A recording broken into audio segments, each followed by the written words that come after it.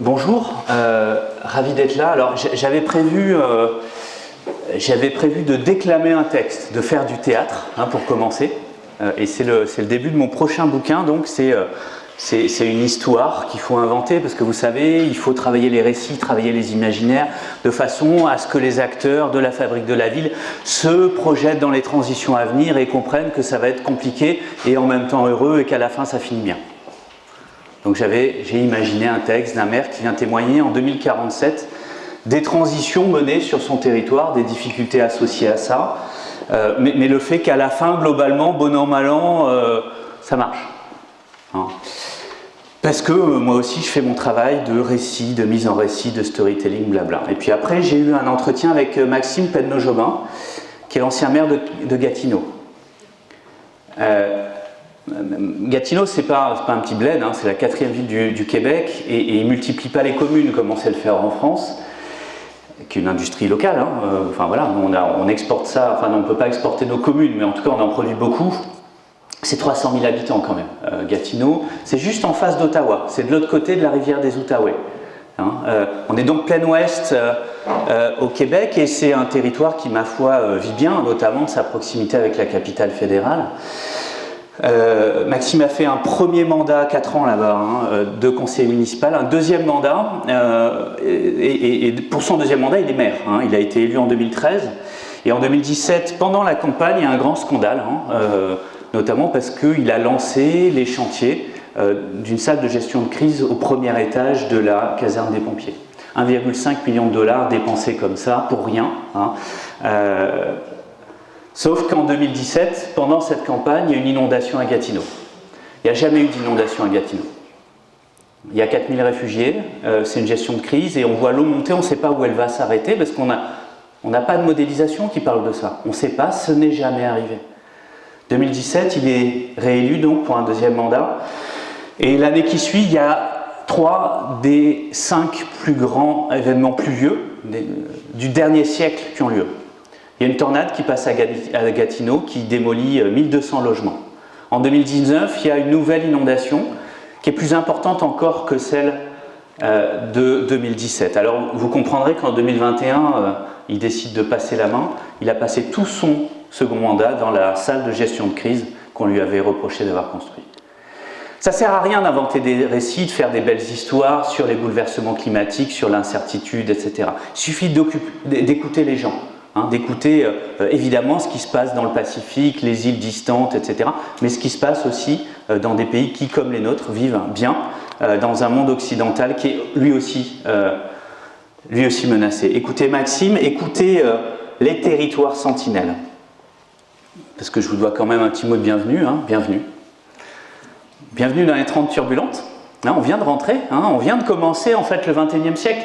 Je ne sais pas si vous vous souvenez, il avait fallu la Première Guerre mondiale pour que le XXe siècle commence vraiment. Il a fallu la pandémie pour que le XXIe commence vraiment, pour que le XXe s'arrête enfin avec 20 ans de retard. Et je ne sais pas si vous avez remarqué, depuis cette petite pandémie mondiale qui a quand même mis un peu le bazar, on ne sait plus où on va. C'est le bordel.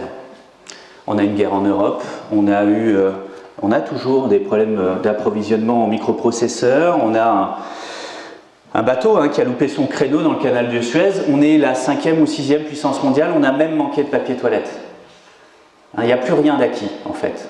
On rentre dans l'incertitude. C'est ça, les 30 turbulentes. Et comment on fait la ville dans cette période-là? Parce que la ville, elle est en plein milieu des crises. La ville est la fabrique de la ville. Les 3 crises environnementales, on oublie souvent certaines, on parle beaucoup du climat, on parle moins de la crise des ressources et encore beaucoup moins la crise de la biodiversité. La fabrique de la ville, elle est au cœur des responsabilités de ces 3 crises-là, qui en entraînent d'autres évidemment, crise sociale, crise démocratique, etc., etc. Elle est au cœur et elle est dans l'impasse. Alors, les impasses en fait, on va essayer de les voir rapidement. La première des impasses, c'est la monoculture automobile. Vous la connaissez celle-là? Ah, la Ford T quand même. Bon. Vous avez pris du café. Bon, sinon on peut... C'est quoi l'innovation de la Ford T? Henry Ford, qu'est-ce qu'il a créé? Travail à la chaîne. Le taylorisme appliqué à la fabrication de la voiture. Vous savez d'où ça vient, le travail à la chaîne? D'où vient l'inspiration? Vous savez pas? C'est vachement intéressant, hein. Il y avait déjà du travail à la chaîne avant l'invention du taylorisme. C'est les abattoirs. Ben oui, parce qu'on a un animal entier et on vient le démonter finalement, pièce par pièce. Et en fait, on inverse le processus, c'est-à-dire qu'on vient codifier la fabrication d'une tâche complexe, la construction d'une voiture, en plus de 4000 sous-tâches simples dans le cas de la Ford T. Ça permet, vous connaissez l'histoire, d'optimiser les flux, de massifier la production, de baisser les prix, de démocratiser, etc. Cette espèce de boucle vertueuse qu'on a appris dans le secondaire. On oublie souvent de dire que sur son lit de mort, Henry Ford disait que le meilleur choix qu'il a fait, c'était de bien payer ses ouvriers. On oublie souvent cette partie-là, de sa leçon managériale. Et puis on oublie une autre chose, c'est la condition de tout ça. C'est quoi la condition fondamentale, la condition qui change tout et qui permet d'industrialiser? Consommation? Non. Non. Là, on est sur un choix, c'est le moment où le thermique gagne, où le moteur à essence gagne, pour une raison complètement anecdotique. Vous savez pourquoi? Parce que c'est plutôt, au niveau technologique, au début du XXe siècle, c'est plutôt l'électricité qui mène. Sauf que le début du XXe siècle, c'est le moment où on a un effondrement du premier produit pétrolier, de l'industrie pétrolière, qui est déjà, Rockefeller est déjà là, etc., au début du XXe siècle. L'effondrement du premier marché de l'industrie pétrolière, qui est le premier produit de l'industrie pétrolière, c'est le kérosène. Et le kérosène, ça sert à les avions au début du XXe siècle. Il n'y a pas d'avion au début du XXe siècle. Le kérosène sert à l'éclairage. Il faut regarder l'émergence de la voiture comme étant un produit qui permet finalement à l'industrie pétrolière de changer de marché. On produisait essentiellement du kérosène. L'essence était un sous-produit, était un déchet du raffinage qui allait évidemment à la rivière. C'était oui, avec la bonne conscience environnementale qu'on connaît aux industriels américains.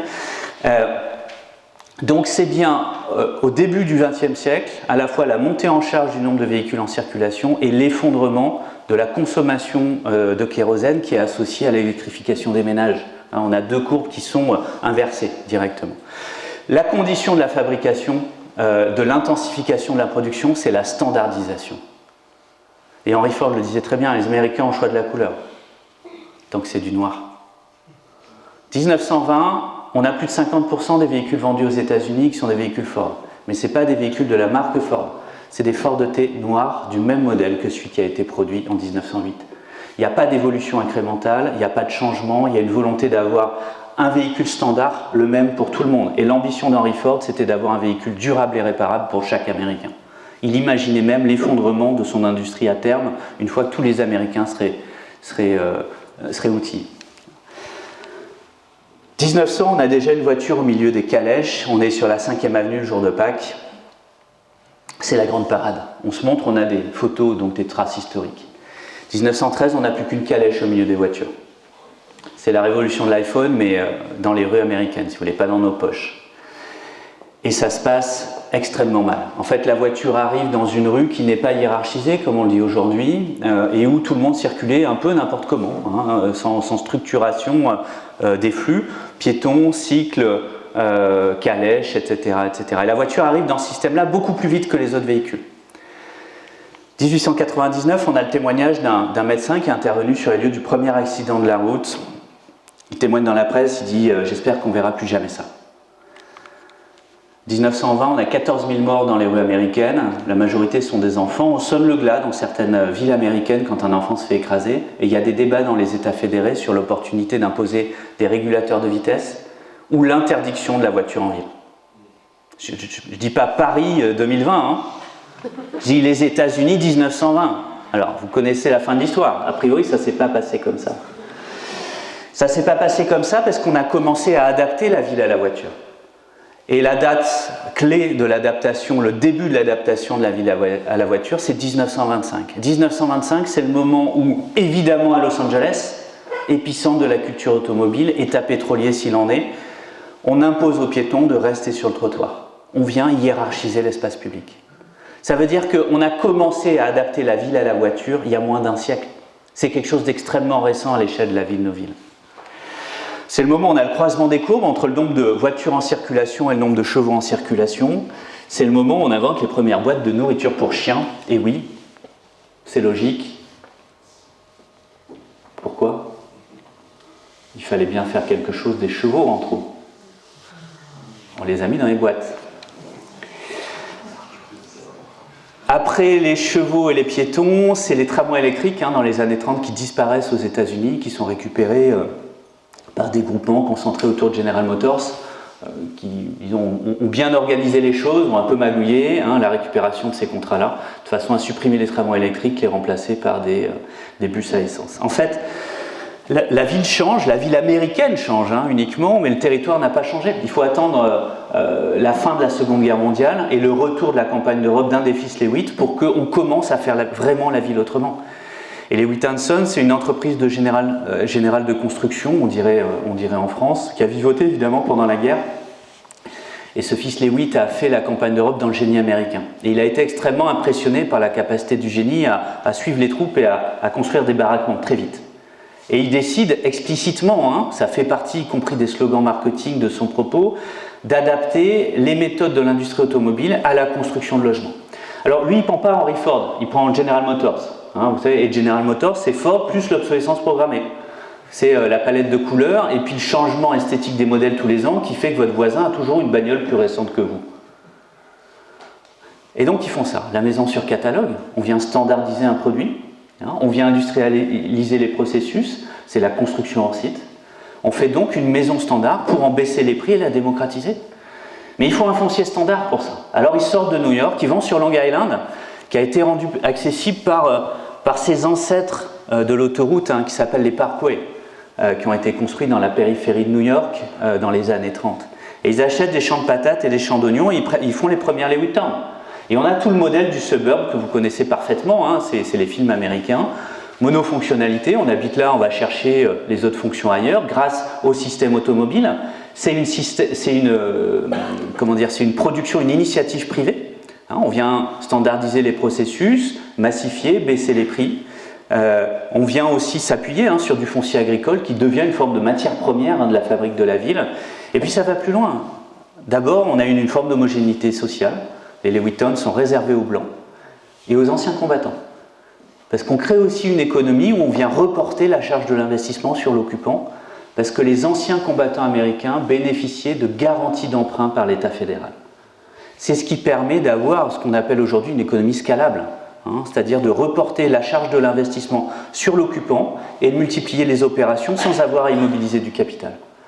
Et évidemment, ça va s'étendre comme une traînée de poudre pendant des décennies jusqu'en 2007. Fin 2007, Leavitt & Sons fait faillite avec la crise des subprimes, qui est la crise du surendettement des ménages américains pour l'acquisition de la résidence principale. Ils s'effondrent sur l'économie qu'ils ont inventée. Alors, ça va se diffuser aux États-Unis, mais en fait, ça va mettre 20 ans pour se diffuser aux États-Unis. Parce qu'il n'y a pas la route, il n'y a pas l'autoroute. Et Eisenhower décide de créer, à partir de 1956, plus de 60 000 km d'autoroutes partout aux États-Unis, pas pour faire de l'aménagement du territoire, mais pour faire de la relance économique, pour lutter contre le chômage des anciens GIs, c'est une logique d'emploi, mais aussi et surtout pour rendre accessible le territoire à l'armée américaine. Parce que lui, il sait que l'armée américaine est incapable de défendre le homeland. Il le sait parce qu'en 1919, il était sous-officier quand une colonne de véhicules de l'armée américaine ont fait une traversée d'est en ouest. Et c'est une catastrophe. Il leur faut des semaines pour traverser le pays, ils sont obligés de construire des ponts, ils abandonnent des véhicules, ils ont des dizaines de blessés.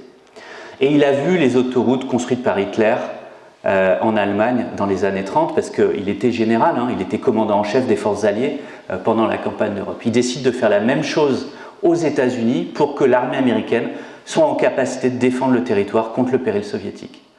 C'est l'Interstate and Defense Highway Act, c'est bien un outil d'équipement militaire finalement, qui va permettre de répartir, de diffuser à la fois le modèle du suburb et sa version commerciale, industrielle, tertiaire, etc. etc. Donc c'est vraiment dans les années 60 que ça commence aux États-Unis. C'est ça notre impasse. Et la deuxième impasse, c'est celle de l'artificialisation des sols. Et on revient en France, on revient en Europe, où Leavitt & Sons construit plus de 5000 logements, notamment en Île-de-France, et on décide quelque part d'importer ce modèle avec une décision d'État. L'État, dans les années 70, 71 puis 73, par circulaire, interdit des formes urbaines. C'est les circulaires ni tour ni barre. C'est le virage sur l'aile de l'État. On abandonne les politiques de la reconstruction, grands ensembles, bailleurs sociaux, modèles locatifs. Et puis on commence à tisser l'éloge du pavillonnaire, qu'on pousse par une politique d'État, avec comme symbole la chalandonnette, du nom d'Albin Chalandon, le ministre du logement de la toute fin des années 60. C'est une politique de l'État qui va pousser une autre forme urbaine, le pavillon, qui va s'appuyer sur des acteurs privés, dont certains font partie des grandes majors aujourd'hui de la construction. Et puis le début d'un slogan, c'est pas une France de propriétaires, c'est pas Sarkozy, c'est VGE, c'est Giscard. Donc l'éloge comme ça de la propriété, politique de droite et de gauche. Parce qu'en fait tout ça décolle qu'à partir du milieu des années 80. On a à la fois un slogan d'État, un démarrage, une mise en place d'une industrie qui va réellement décoller qu'à partir du moment où l'État file les clés du camion aux élus locaux. C'est les lois de décentralisation, les lois de Defferre, 82-83, après l'accession de Mitterrand au pouvoir. C'est donc la gauche qui assigne comme mission aux élus locaux de créer le foncier permettant aux lotisseurs de construire la maison des Français. Non seulement ils font le job, mais en plus ils inventent un contre-modèle qui va permettre de sortir de l'ornière, de mettre fin à l'exode rural dans nombre de territoires, et ils inventent un nouveau modèle de développement qui permet d'inverser la courbe démographique. À coup de petits lotissements construits à l'entrée de bourg, ils vont arriver à conserver les écoles ouvertes, à conserver les espaces, les équipements publics, à avoir de nouveaux commerces, etc., etc. On invente un vrai modèle de développement, on invente de la ville. On invente une autre ville qu'on appelle le périurbain, ces secteurs dans lesquels on habite, dans lesquels les gamins vont à l'école, dans lesquels on va dans les commerces, dans lesquels on s'appuie sur les services publics, dans lesquels on vote, mais dans lesquels on ne travaille pas. C'est ces zones en rouge qui en fait se développent vraiment à partir du milieu des années 80. Ce qui pose un vrai problème, c'est qu'ici, le milieu des années 80, c'est quelque part tous notre vie consciente. On a une question de référentiel, on a tous toujours connu que ça dans notre vie professionnelle ou notre vie consciente. C'est finalement comme ça qu'on fait la ville, parce qu'on n'a pas vécu autre chose. J'avais un échange avec un PDG, alors il ne l'est plus maintenant, d'un grand groupe industriel au CAC 40, et français, sur la production, il me dit « Oui, c'est vrai qu'au début de ma carrière, en fait, on rentrait à la maison pour manger. Et depuis, on a fait des RIE, on mange des sandwichs, etc. » C'est pas un changement de régime alimentaire, c'est un changement de géographie. On s'est écarté, on s'est éloigné, parce que la mobilité automobile nous a permis d'aller plus loin. Ce qu'on ne réalise pas, c'est le caractère extrêmement récent de ce modèle-là. Et ça paraît inéluctable, ça paraît définitif, et en même temps, c'est quelque chose de très récent. Ça a quelques effets sur le réel, c'est 5 stades de foot consommés pour faire la ville toutes les heures, c'est 20-30 000 hectares par an en France. Alors évidemment, on va retrouver une forme de conjonction entre le développement, le dynamisme d'un territoire et la consommation d'espace. On va retrouver sur cette carte la consommation de ces espaces-là concentrés autour du littoral, des métropoles les plus attractives, de l'Île-de-France et puis d'un certain nombre de territoires transfrontaliers. Parce que qui dit plus d'habitants dit plus de villes, très logiquement.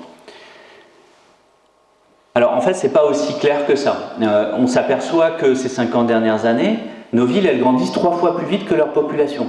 Il y a donc une forme de disproportion dans l'équation. Il y a un truc qui... Et puis si on y regarde de plus près, en fait on s'aperçoit que cette équation elle n'existe pas. On l'a tous en tête, plus d'habitants égale plus de villes. En fait non. En fait on a un quart des surfaces de lotissement en France qui sont consommées dans des communes qui perdent des habitants. En fait il n'y a pas de relation entre la dynamique économique ou démographique d'un territoire et sa consommation d'espace. Vous pouvez prendre comme référence le nombre d'habitants, le nombre de ménages, le PIB, voire même le nombre d'emplois. Il n'y a pas de relation statistique entre la dynamique d'un territoire et la consommation d'espace. Même en vous le disant, j'ai du mal. Et pourtant, c'est vrai. Ces 10 dernières années, la région Normandie a consommé grosso modo les mêmes surfaces que la région Bretagne, et c'est globalement des régions qui font la même taille. La région Bretagne a accueilli 4 fois plus d'habitants que la Normandie. Aujourd'hui, la région Grand Est consomme toujours de l'espace, la région Grand Est perd des emplois, perd des habitants. Il n'y a pas de relation entre la consommation d'espace et le dynamisme d'un territoire. N'écoutez pas ce qu'on vous dit et comprenez les peurs des élus. Même nous, on a du mal à le croire, même moi, j'ai du mal à le croire. Et donc, on fait cette transition en disant « et donc, si on ne consomme plus, on est mort ». Non, en fait, même si vous consommez, vous n'êtes pas sûr d'être encore vivant. Ça a des effets sur le réel, nos entrées et nos sorties de ville. Hein. On parle rarement des sorties de ville. Moi, j'attends le grand plan national des sorties de ville. Sur notre capacité de production agricole, hein, je ne vais pas vous expliquer tout ça, mais souvenons-nous quand même qu'on a un tiers des surfaces agricoles qui nous nourrissent, qui ne sont pas dans l'Hexagone. Ce n'est pas non plus dans les dom-toms, hein, c'est à l'étranger. Donc le jour où les Brésiliens ont d'autres priorités que nous alimenter en tourteaux de soja, on verra ce qui se passe. Donc la question du maintien de la capacité exportatrice de la France, ça c'est ce qu'on apprenait dans le secondaire. Maintenant aujourd'hui le sujet c'est quoi?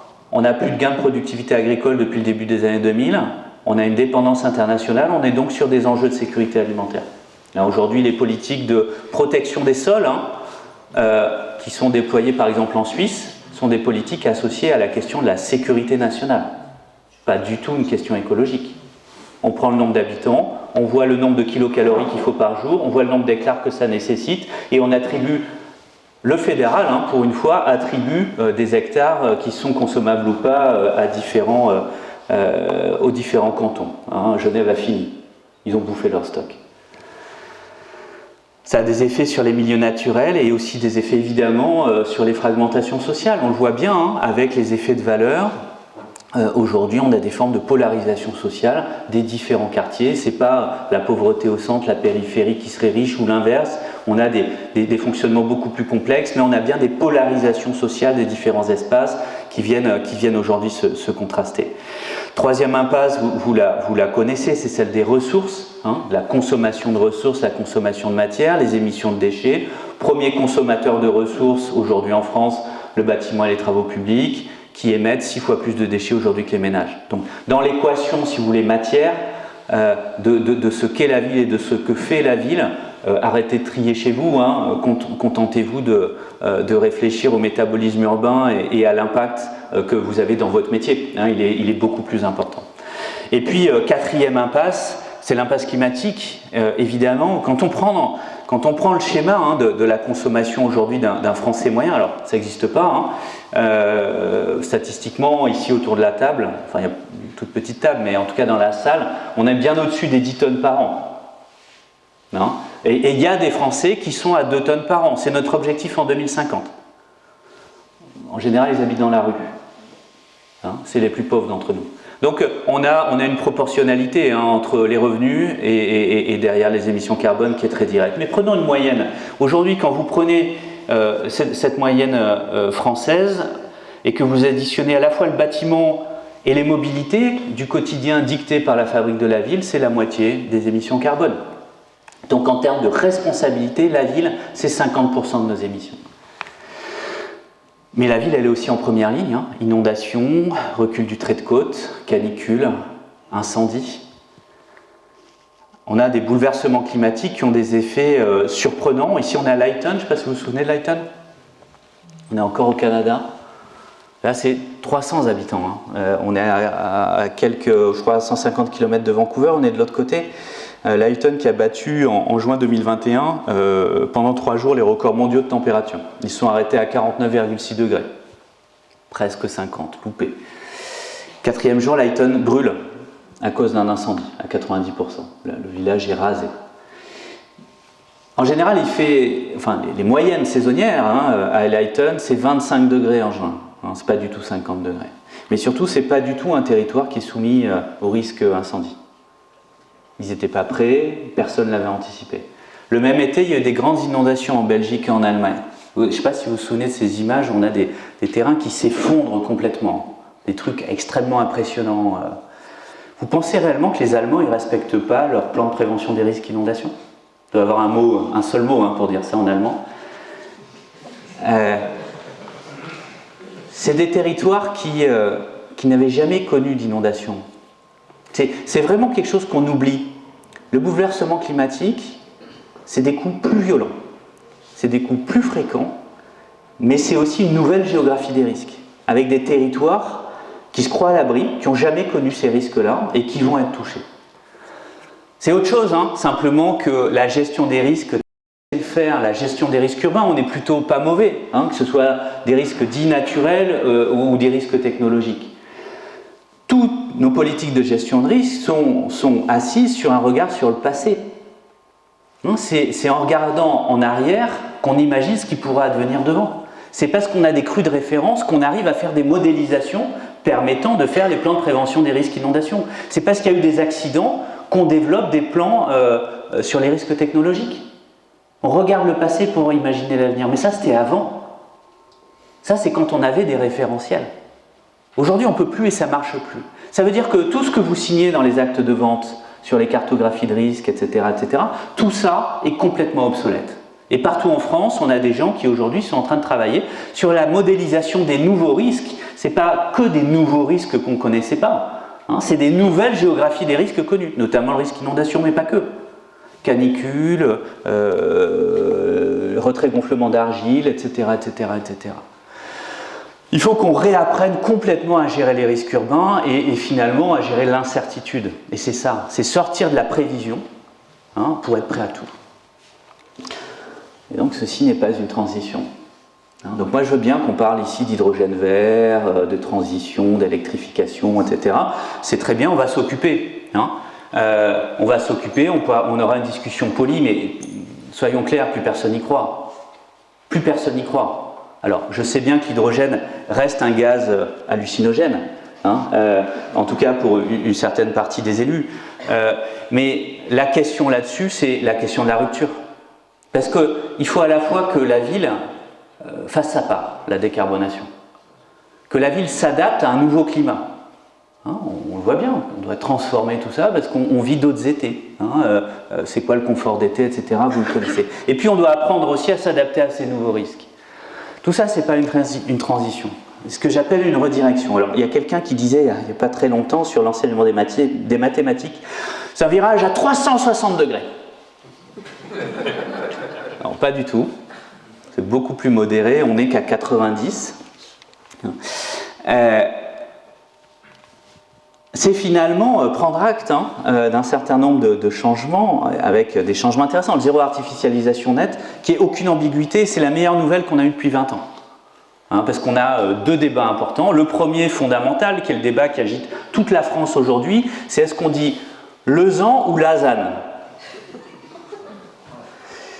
L'autre, plus important, c'est qu'en fait on parle du comment on fait la ville.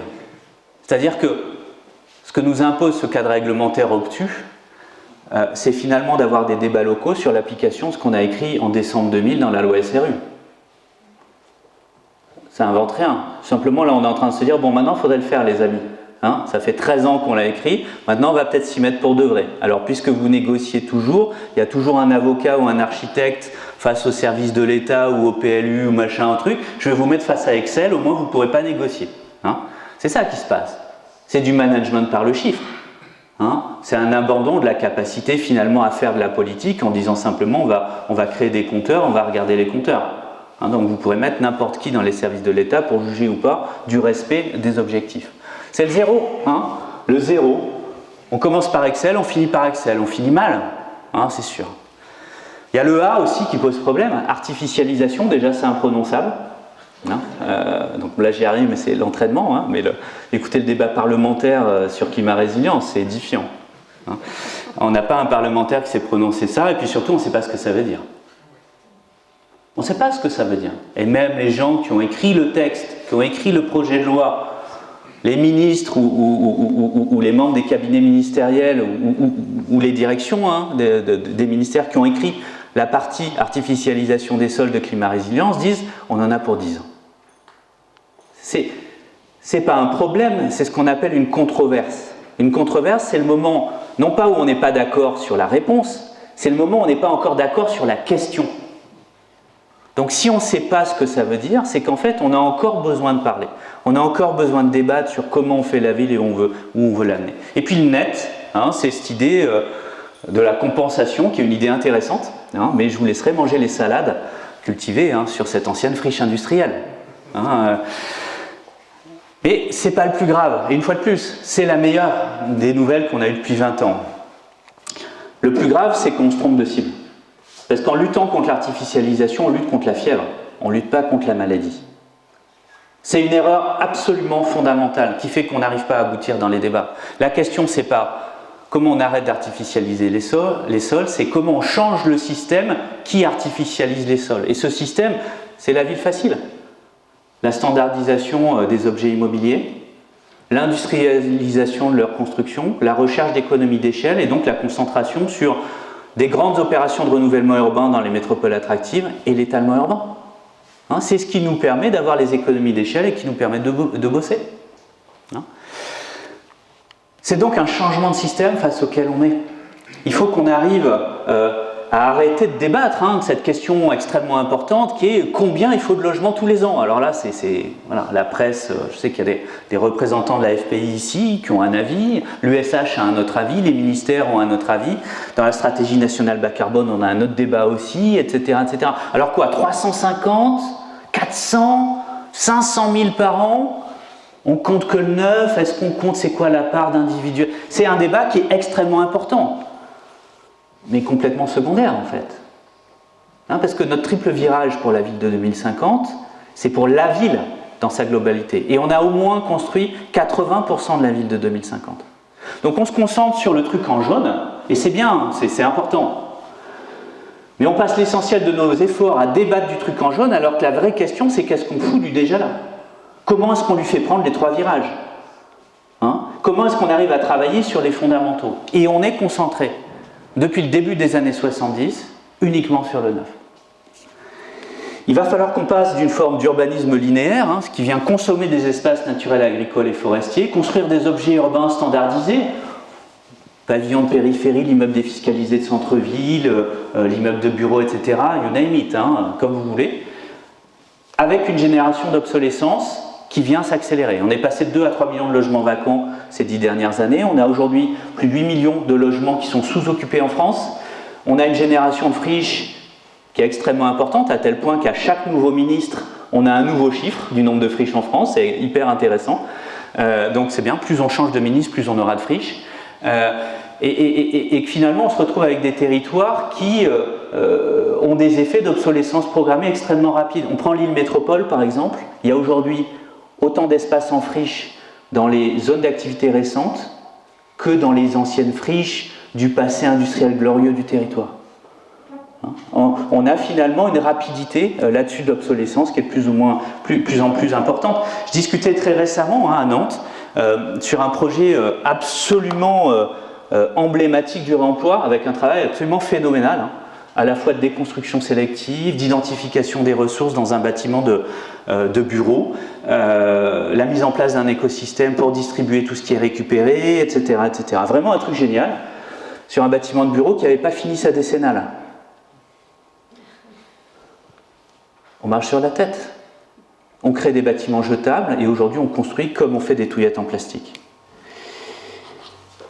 La première des alternatives, c'est de travailler sur les bâtiments existants. Intensifier les usages de l'existant, des bâtiments, c'est ne pas construire. Comment est-ce qu'on utilise mieux les bâtiments qui nous entourent? Aujourd'hui, on a pléthore d'équipements publics qui sont sous-utilisés. Tous vos bureaux, là, ils servent à quoi, là, en ce moment? À rien. Et ils servent à rien le week-end. Les salles de réunion servent à rien le soir, etc., etc. On a tellement de mètres carrés vides dans la ville qu'on est incapable de dire combien on en a. Il y a extrêmement peu de collectivités locales, donc notre bien public, qui savent simplement quels sont les taux d'occupation de leurs bâtiments. Est-ce que vous connaissez les taux d'occupation réels de vos bâtiments? On n'a même pas d'unité de comptage. On est en train de la déployer, de la développer dans le cadre d'un projet de R&D. On ne sait même pas dire comment on compte le taux d'occupation d'un bâtiment. La deuxième des boucles, c'est la transformation. C'est éviter de déconstruire. Tout ce qui tient debout doit avoir une deuxième vie, je vais y revenir. Comment est-ce qu'on évite de déconstruire pour donner une deuxième vie, comme ici à ce bâtiment qui a sans doute eu une forme de passé industriel ou commercial à un moment, et qui a l'intelligence en tout cas d'avoir une structure qui, au-delà d'être belle, ne vient pas surdéterminer sa fonction, et qui donc peut avoir plusieurs vies. La deuxième boucle, c'est celle qui s'appuie sur les espaces urbains, c'est-à-dire quand on n'a pas trouvé la réponse à nos besoins dans les bâtiments existants, comment est-ce qu'on vient à la fois densifier les espaces déjà urbanisés, ou recycler, c'est-à-dire faire des boucles de démolition-reconstruction. La démolition-reconstruction, c'est la dernière finalement des options, puisque on crée beaucoup de déchets par la déconstruction et on refait du neuf, donc on reconsomme de la matière. Mais c'est toujours mieux qu'aller taper dans le stock des espaces naturels, agricoles et forestiers. Et puis parfois renaturer des sols, admettre qu'on a des espaces urbains qui n'ont plus vocation à avoir des usages urbains. C'est ce que j'appelle l'urbanisme circulaire et j'ai rien inventé. On fait ça depuis des années, vous faites ça depuis des années, la question c'est comment on massifie. Parce qu'on a derrière des vrais chantiers de massification, 6 chantiers. Et je vois que j'ai été un peu long. Le premier des chantiers, c'est celui de la canopée. Aujourd'hui, notre sujet en termes d'adaptation, le premier sujet pour les espaces urbains, c'est celui-ci, c'est l'îlot de chaleur urbain. Et on connaît la solution, on la connaît tous, c'est le climatiseur. Non, c'est le végétal. Mais entendons-nous bien, ça pose quelques problèmes. Le premier, c'est celui de la massification. On n'est pas en train de parler de quelques arbres entre les bagnoles. On est en train de parler d'une nouvelle canopée. Aujourd'hui en Europe, la canopée, c'est-à-dire le pourcentage de territoire couvert par l'ombre des arbres, c'est autour de 15% en moyenne. Il faut qu'on passe au moins à 30%. Donc il y a un aspect absolument massif dont on a du mal à réaliser l'ampleur, ce qui va nécessiter d'utiliser les sols en place, de les réactiver comme ici à Toulouse, et puis finalement de réinventer une façon de faire la nature en ville. Aujourd'hui, la nature en ville, c'est on fait un trou, on enlève la terre morte, polluée, on vient ramener de la terre végétale. Terre végétale, c'est un sous-produit de l'étalement urbain, c'est le décapage de champs quand on fait un lotissement ou quand on fait une rocade de contournement. Et puis on vient planter des arbres, plutôt 10 ans, plutôt un peu significatif, un peu haut. Donc des arbres qui viennent d'Allemagne, d'Italie ou de Hollande en porte-char. On a un problème avec la nature en ville, c'est qu'aujourd'hui elle est contradictoire avec les enjeux. Donc il va falloir réutiliser les sols en place, apprendre à les réactiver. Donc à Lyon, on utilise des limons profonds qui sont issus des chantiers de construction. À Toulouse, ce que je vous montrais, on utilise la terre qui était issue d'un stade de foot en réhabilitation, etc. On trouve des ressources, on apprend à réactiver techniquement et puis on apprend à planter petit. Planter petit des arbres, des essences qui, en 2050, devraient à peu près s'en sortir. Mais on ne sait pas exactement quoi planter. La seule chose qui est sûre, c'est qu'aujourd'hui, on est en train de construire les espaces publics qu'on aura en 2050. La durée d'amortissement d'un espace public, d'une rue, c'est 30 ans. Ça veut dire qu'aujourd'hui, tout chantier de changement de l'enrobé dans une rue devrait être le moment d'une vraie métamorphose. On dégage les places de parking parce qu'il faut bien trouver de la place, on évente le bitume, on réactive les sols et on plante. On plante petit, mais on plante beaucoup. Et on crée un sol perméable. Chaque chantier dans la ville devrait être l'occasion d'une vraie révolution, parce qu'on a une telle inertie dans la fabrique de la ville qu'il va falloir avancer. Ça veut dire qu'aujourd'hui, la canopée, ce n'est pas une politique publique qu'on annonce à coup de nombre d'arbres qu'on va planter. C'est un projet qui est l'équivalent de l'installation d'un métro dans une ville. C'est un projet d'exception qui doit avoir des moyens d'exception, des moyens financiers, un mode d'organisation et avancer là-dessus. Aujourd'hui, dans la métropole de Lyon, ils ont recensé les potentiels dans l'espace public ou dans l'espace maîtrisé par les opérateurs publics de canopée, c'est 30% du potentiel. C'est-à-dire que 70% du potentiel est dans le privé. Et donc aujourd'hui, la métropole met à disposition de l'ingénierie, mais aussi des financements à des copropriétés privées ou à des entreprises pour que la canopée, chez eux, elle se diffuse aussi. Le deuxième chantier, c'est celui des temps, c'est ne pas construire, c'est intensifier les usages de l'existant, l'occupation temporaire de bâtiments, l'occupation des cours d'école en dehors des horaires de l'école, et pourquoi pas même l'occupation des salles de classe, comme ici à Noirmoutier, ces salles de classe servent de logements touristiques tous les étés. C'est des logements qui n'ont pas été construits à côté, qui seraient vides toute l'année, c'est une école qui n'est pas vide tout l'été. On a des temps morts partout dans la ville, mais nous, on a l'habitude de s'occuper de l'espace, pas du temps.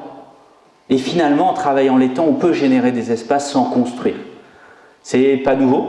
La question, c'est comment est-ce qu'on se préoccupe réellement de tout ça, comment ça devient le cœur, pas que des politiques publiques, mais aussi de l'action des privés. Et puis penser des bâtiments qui, quand ils sont neufs, pensent des mixités, pensent finalement cette intensité dès le début pour l'inscrire dans leur organisation. Ici on est sur une médiathèque à Grenay. Grenay c'est une des villes les plus pauvres de France. Et une médiathèque en général, je ne sais pas la vôtre, mais en général c'est ouvert 30 heures par semaine.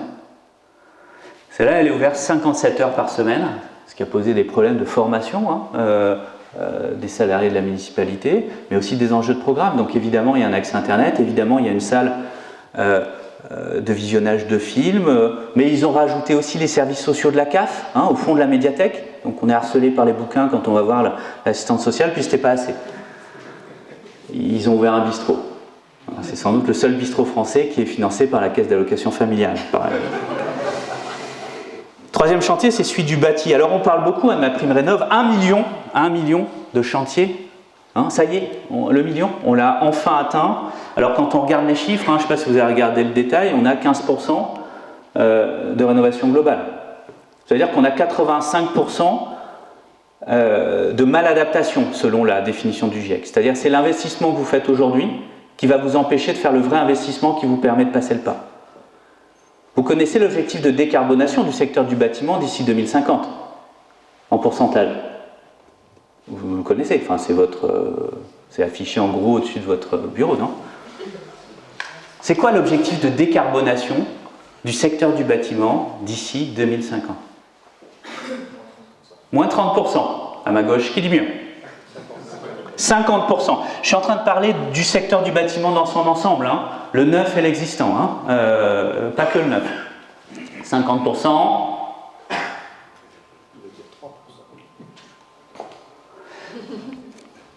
94%. 94%. Alors vous pouvez continuer de changer les chaudières, il y a encore 3 millions de chaudières fuel en France. Mais qu'on soit clair, c'est complètement hors sujet. On est complètement hors sujet. Ce n'est pas une question de quantité, il faut bien qu'on comprenne ça. Et vous devez le comprendre. Ce n'est pas un sujet d'intensification de ce qu'on fait déjà, c'est un sujet de changement de ce qu'on fait. Une décarbonation de cette ampleur-là, ça nécessite de changer complètement nos pratiques. En termes de chiffres, c'est très simple, c'est tout ce qui a été construit avant la RT 2012 qui doit bénéficier d'une réhabilitation globale. C'est 50 à 100 000 euros de travaux par logement, que ce soit une maison individuelle ou un appartement. C'est des investissements absolument massifs pour amener tout ce petit monde à une classe A ou B. Aujourd'hui, quand on fait des rénovations globales, y compris chez les bailleurs sociaux, parfois c'est pour atteindre une étiquette D. On est complètement hors sujet. Ça veut dire qu'on n'est pas sur un sujet thermique, qu'on n'est pas sur un sujet technique, on est sur un sujet de seconde vie. On investit tellement dans ces bâtiments-là qu'en fait, on investit pour 30 ou 50 ans. Donc on doit travailler l'architecture, donc on doit même questionner le programme. Et c'est bien ce sujet. Tout ce qui tient debout doit avoir une seconde vie, parce qu'on a encapsulé dans les structures béton. Alors d'habitude, j'ai aucun problème à pointer les structures béton, mais non. Mais on a encapsulé notre patrimoine carbone dans les structures béton existantes. Aujourd'hui, démolir un bâtiment obsolète pour reconstruire du neuf, c'est une aberration au niveau carbone dans la plupart des cas. Tout ce qui peut avoir une deuxième vie doit être réhabilité, ça veut dire qu'en dernière extrémité, on démolit. C'est le film 12 hommes en colère. Là. Vous savez, c'est l'histoire du procès, là. On a un jury, évidemment, le gamin est coupable, c'est bon, on va aller au ciné, c'est fini. Puis il y en a un qui se lève et qui dit non. Quoi, tu crois qu'il n'est pas coupable? Non, j'ai pas dit ça. Je veux qu'on ait sincèrement la discussion sur sa culpabilité. Et à la fin, il décide de l'acquitter parce qu'en ayant sincèrement la discussion, voilà, il se trouve que le personnage, c'est un architecte. Mais aujourd'hui, c'est parfois les architectes qui se lèvent, qui se disent non, c'est trop compliqué. Ou l'ingénieur qui dit on n'a pas les plans, on ne peut pas documenter la structure, ça va coûter plus cher que le neuf, on ne va pas réussir à optimiser. Oui, mais si on démolit tout, on peut faire 2 étages de plus, etc., etc. Vous connaissez la chanson. On démolit par défaut. On démolit, donc on jette toute notre empreinte carbone. Tout ce qui tient debout doit avoir une deuxième vie. Tout ce qui tient debout est aujourd'hui du patrimoine, même s'il n'est pas historique. Ça change complètement notre façon aujourd'hui de faire la ville. Ça veut dire qu'on doit travailler aussi sur des façons d'inventer ça, de financer ça, construire quelques logements sur le toit d'une copropriété pour créer de la valeur qui permettra la réhabilitation globale, et aussi construire aujourd'hui pour demain et après-demain. Comme cet immeuble qui a eu son permis de construire, dont l'architecture, dont la structure juridique, dont le mode de propriété, le mode de gestion, mais même le permis de construire, anticipent un changement d'usage. C'est-à-dire ils ont coché 2 cases sur le CERFA, c'est bureau et logement. Et quand le plateau du 3e étage se transformera en bureau, il n'y aura pas besoin de passer en mairie pour demander un nouveau permis de construire. Ne faites pas ça chez vous. Hein, changer un CERFA, c'est sérieux. Hein, c'est expérimental, il y a un soutien. Voilà, c'est un truc très très lourd. Tout ce qu'on construit en neuf aujourd'hui doit être en capacité de préserver au moins la deuxième vie de sa structure. C'est là où on encapsule l'essentiel des matériaux et l'essentiel du carbone. Hein, c'est ça la seconde vie. Nouveau chantier, celui de l'espace urbain, la densification, du recyclage des friches industrielles, des friches commerciales. Hein, 600 malls abandonnés aux États-Unis, une zone commerciale en trop dans toutes les métropoles françaises, avec des acteurs qui sont en train de se mobiliser, et même l'État se mobilise sur les entrées de ville, sur un quart des entrées de ville. Un quart des entrées de ville, parce qu'il y a le transport en commun, parce qu'on peut y faire du logement, etc. Qu'est-ce qu'on va foutre du reste ? On va mutualiser les pertes, hein, comme on sait le faire, on sait les socialiser. Ce sera du boulot pour les établissements publics fonciers. J'ai vu qu'il y avait quelqu'un, hein, parce que les opérateurs privés vont savoir déléguer la responsabilité de ces charges-là au public. Et puis on va garder pour le privé ce quart de zones commerciales qui, elles, peuvent avoir une deuxième vie. Non, il va falloir qu'on ait une discussion globale et qu'on se pose aussi l'opportunité de créer un nouveau centre urbain à l'entrée du bourg, quand déjà le centre a du mal. Pensons territoire et pas simplement parcelle. Des zones d'activité dans lesquelles on a de la place, la capacité de densifier. Aujourd'hui, nos espaces de lotissement, je l'ai dit, beaucoup de lotissements créés à partir du milieu des années 80, des espaces sous-denses, peu denses. C'est un problème? Mais non. C'était un problème. Aujourd'hui, au contraire, c'est intéressant. C'est-à-dire que la ville de demain, c'est sans doute la ville périphérique, parce qu'il y a de la place. Parce qu'on peut y faire plus, parce qu'on peut construire des maisons à côté de maisons. On ne manque pas de prototypes aujourd'hui de densification douce, et on le sait. C'est d'autres méthodes pour faire. C'est nécessairement un investissement humain de la collectivité, un investissement politique, de l'ingénierie mis à disposition pour des projets privés, des micro-projets privés qui peuvent faire aussi de la quantité. C'est aussi de nouveaux territoires pour celles et ceux qui savent construire des maisons. Alors, peut-être à d'autres endroits dans leur pratique, mais là, il y a la capacité à faire. C'est aussi mieux densifié dans la ville dense. Aujourd'hui, on a inventé collectivement ce que j'appelle la recette du pâté urbain. Vous créez des droits à construire dans le PLU. On a une rivalité entre opérateurs sur une opportunité foncière, un terrain à vendre. Celui qui fait le chèque le plus important va gagner à l'issue d'une étude de faisabilité, d'une étude de capacité, enfin après avoir bourré la parcelle, globalement. Et puis ensuite on va voir le maire, et puis on rentre dans une discussion aimable. Puis le maire sort de la salle et témoigne devant la presse en disant oui, j'ai obtenu que le promoteur enlève un étage et puis qu'il décale légèrement sur la gauche la fenêtre du 3e étage. Personne n'est dans son rôle. C'est un truc complètement absurde. C'est le système qui ne va pas. Alors on pointe le doigt le promoteur, mais c'est comme le peintre qui est celui qui est en retard sur le chantier. Non, c'est le dernier à intervenir, c'est pas tout à fait la même chose. On a tous inventé collectivement ce système, c'est la recette du pâté urbain. La seule chose dont on est sûr, c'est qu'à la fin, tout le monde se fait la gueule. Le maire, l'architecte, le promoteur, le voisin et même le nouvel occupant. Il n'y en a qu'un qui ne fait pas la gueule. C'est qui? Pardon? C'est celui qui a vendu. Plus personne n'en parle. Plus personne n'en parle. On a créé de la valeur collectivement en changeant les politiques publiques et on laisse s'évaporer la valeur. Vous savez qu'il n'y a qu'en France qu'on fait ça? Partout dans le monde, on vient intercepter la valeur avant de créer les droits. On ne construit pas un tramway avec des commerçants ou des riverains qui gueulent pendant 2 ans, qui demandent des indemnités et qui, une fois le tramway ouvert, augmentation des valeurs foncières, où là on n'entend plus les commerçants. Dans tous les pays du monde, on vient intercepter la valeur, même dans les pays anglo-saxons. Ben oui, on fait les acquisitions foncières publiques avant de changer le droit, ou alors on vient taxer la valeur. Mais on sait faire ça très bien, mutualiser les pertes et privatiser les recettes, c'est la solution française. Ça veut dire que si on ne se pose pas la question du foncier, on ne fait rien. En fait, il n'y a pas une politique du logement sans politique foncière, c'est de la décoration. Aujourd'hui, on a des fonctions urbaines qui ne marchent pas, notamment dans les métropoles attractives, c'est le logement abordable. C'est le commerce de centre-ville, c'est l'activité productive industrielle, c'est même l'agriculture périurbaine. Il faut qu'on se pose la question à un moment de la sortie de la gestion par le marché d'un certain nombre de fonciers, en tout cas pour des usages qui sont essentiels à la vie collective. Ça vient à l'idée personne de mettre sur le marché foncier, le marché immobilier, le foncier qui accueille nos écoles publiques. Ça vient à l'idée de personne, peut-être que les logements qui aujourd'hui pourraient permettre à ceux qui font tourner nos hôpitaux, ceux qui font tourner nos villes, pourraient aussi être sortis de l'escalade foncière. C'est évidemment ce qu'on fait déjà, mais il va falloir qu'on le fasse de façon beaucoup plus importante si on veut avancer sur ces sujets. Et puis le dernier des grands chantiers, c'est le chantier des territoires. Aujourd'hui, on est sur l'organisation de la croissance réelle ou croissance rêvée. On a 15 000 communes en France qui perdent des habitants. Notre ancien Premier ministre, on dit qu'il va être président de la République et maire d'une commune, Le Havre, qui perd des habitants depuis le recensement de 1982. Alors, plusieurs solutions. Soit il est nul, soit c'est une crise. Il y a un début, il y a une fin, mais ça commence à faire long pour une crise. Soit ça fait partie des territoires qui vivent une décroissance urbaine de façon durable et comme beaucoup. On n'a pas eu ce débat en France. On ne peut pas parler de ça. Il y a eu ce débat en Allemagne. Et quand on voit les chiffres aujourd'hui de la démographie, il va bien falloir que certains territoires voient leur population baisser. Il va bien falloir fermer des écoles.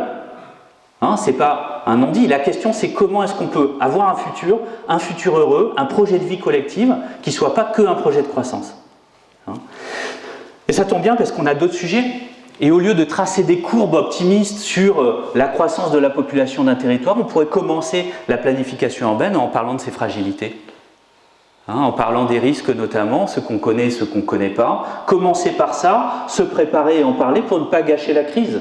On ne sait pas faire les grandes transformations. Mais si on n'en parle pas avant la crise, avant le choc, le jour du choc, on ne peut faire que la reconstruction à l'identique. Chaque crise doit être l'opportunité d'une accélération de la transformation, de l'adaptation. Mais ça n'a lieu qu'à partir du moment où le débat, où les plans, tout ça a été fait avant. C'est la condition pour ne pas gâcher une crise.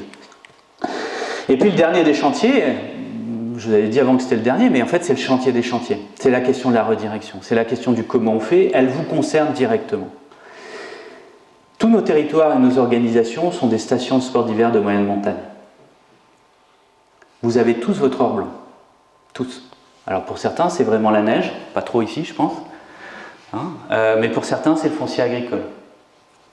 Pour certains c'est des terres qui deviennent inondables. Pour d'autres c'est le béton pas cher. Pour d'autres, c'est les taux d'intérêt bas, etc., etc. You name it. C'est à vous de voir. C'est à vous de comprendre où est la neige chez vous. Mais on est tous confrontés à la même chose. On sait que la neige qu'on croyait éternelle va disparaître, mais on ne sait pas quand. Et aujourd'hui, la question, c'est est-ce qu'on rachète une paire de canons à neige ou est-ce qu'on pense la suite? Penser la suite, c'est changer de matière grise.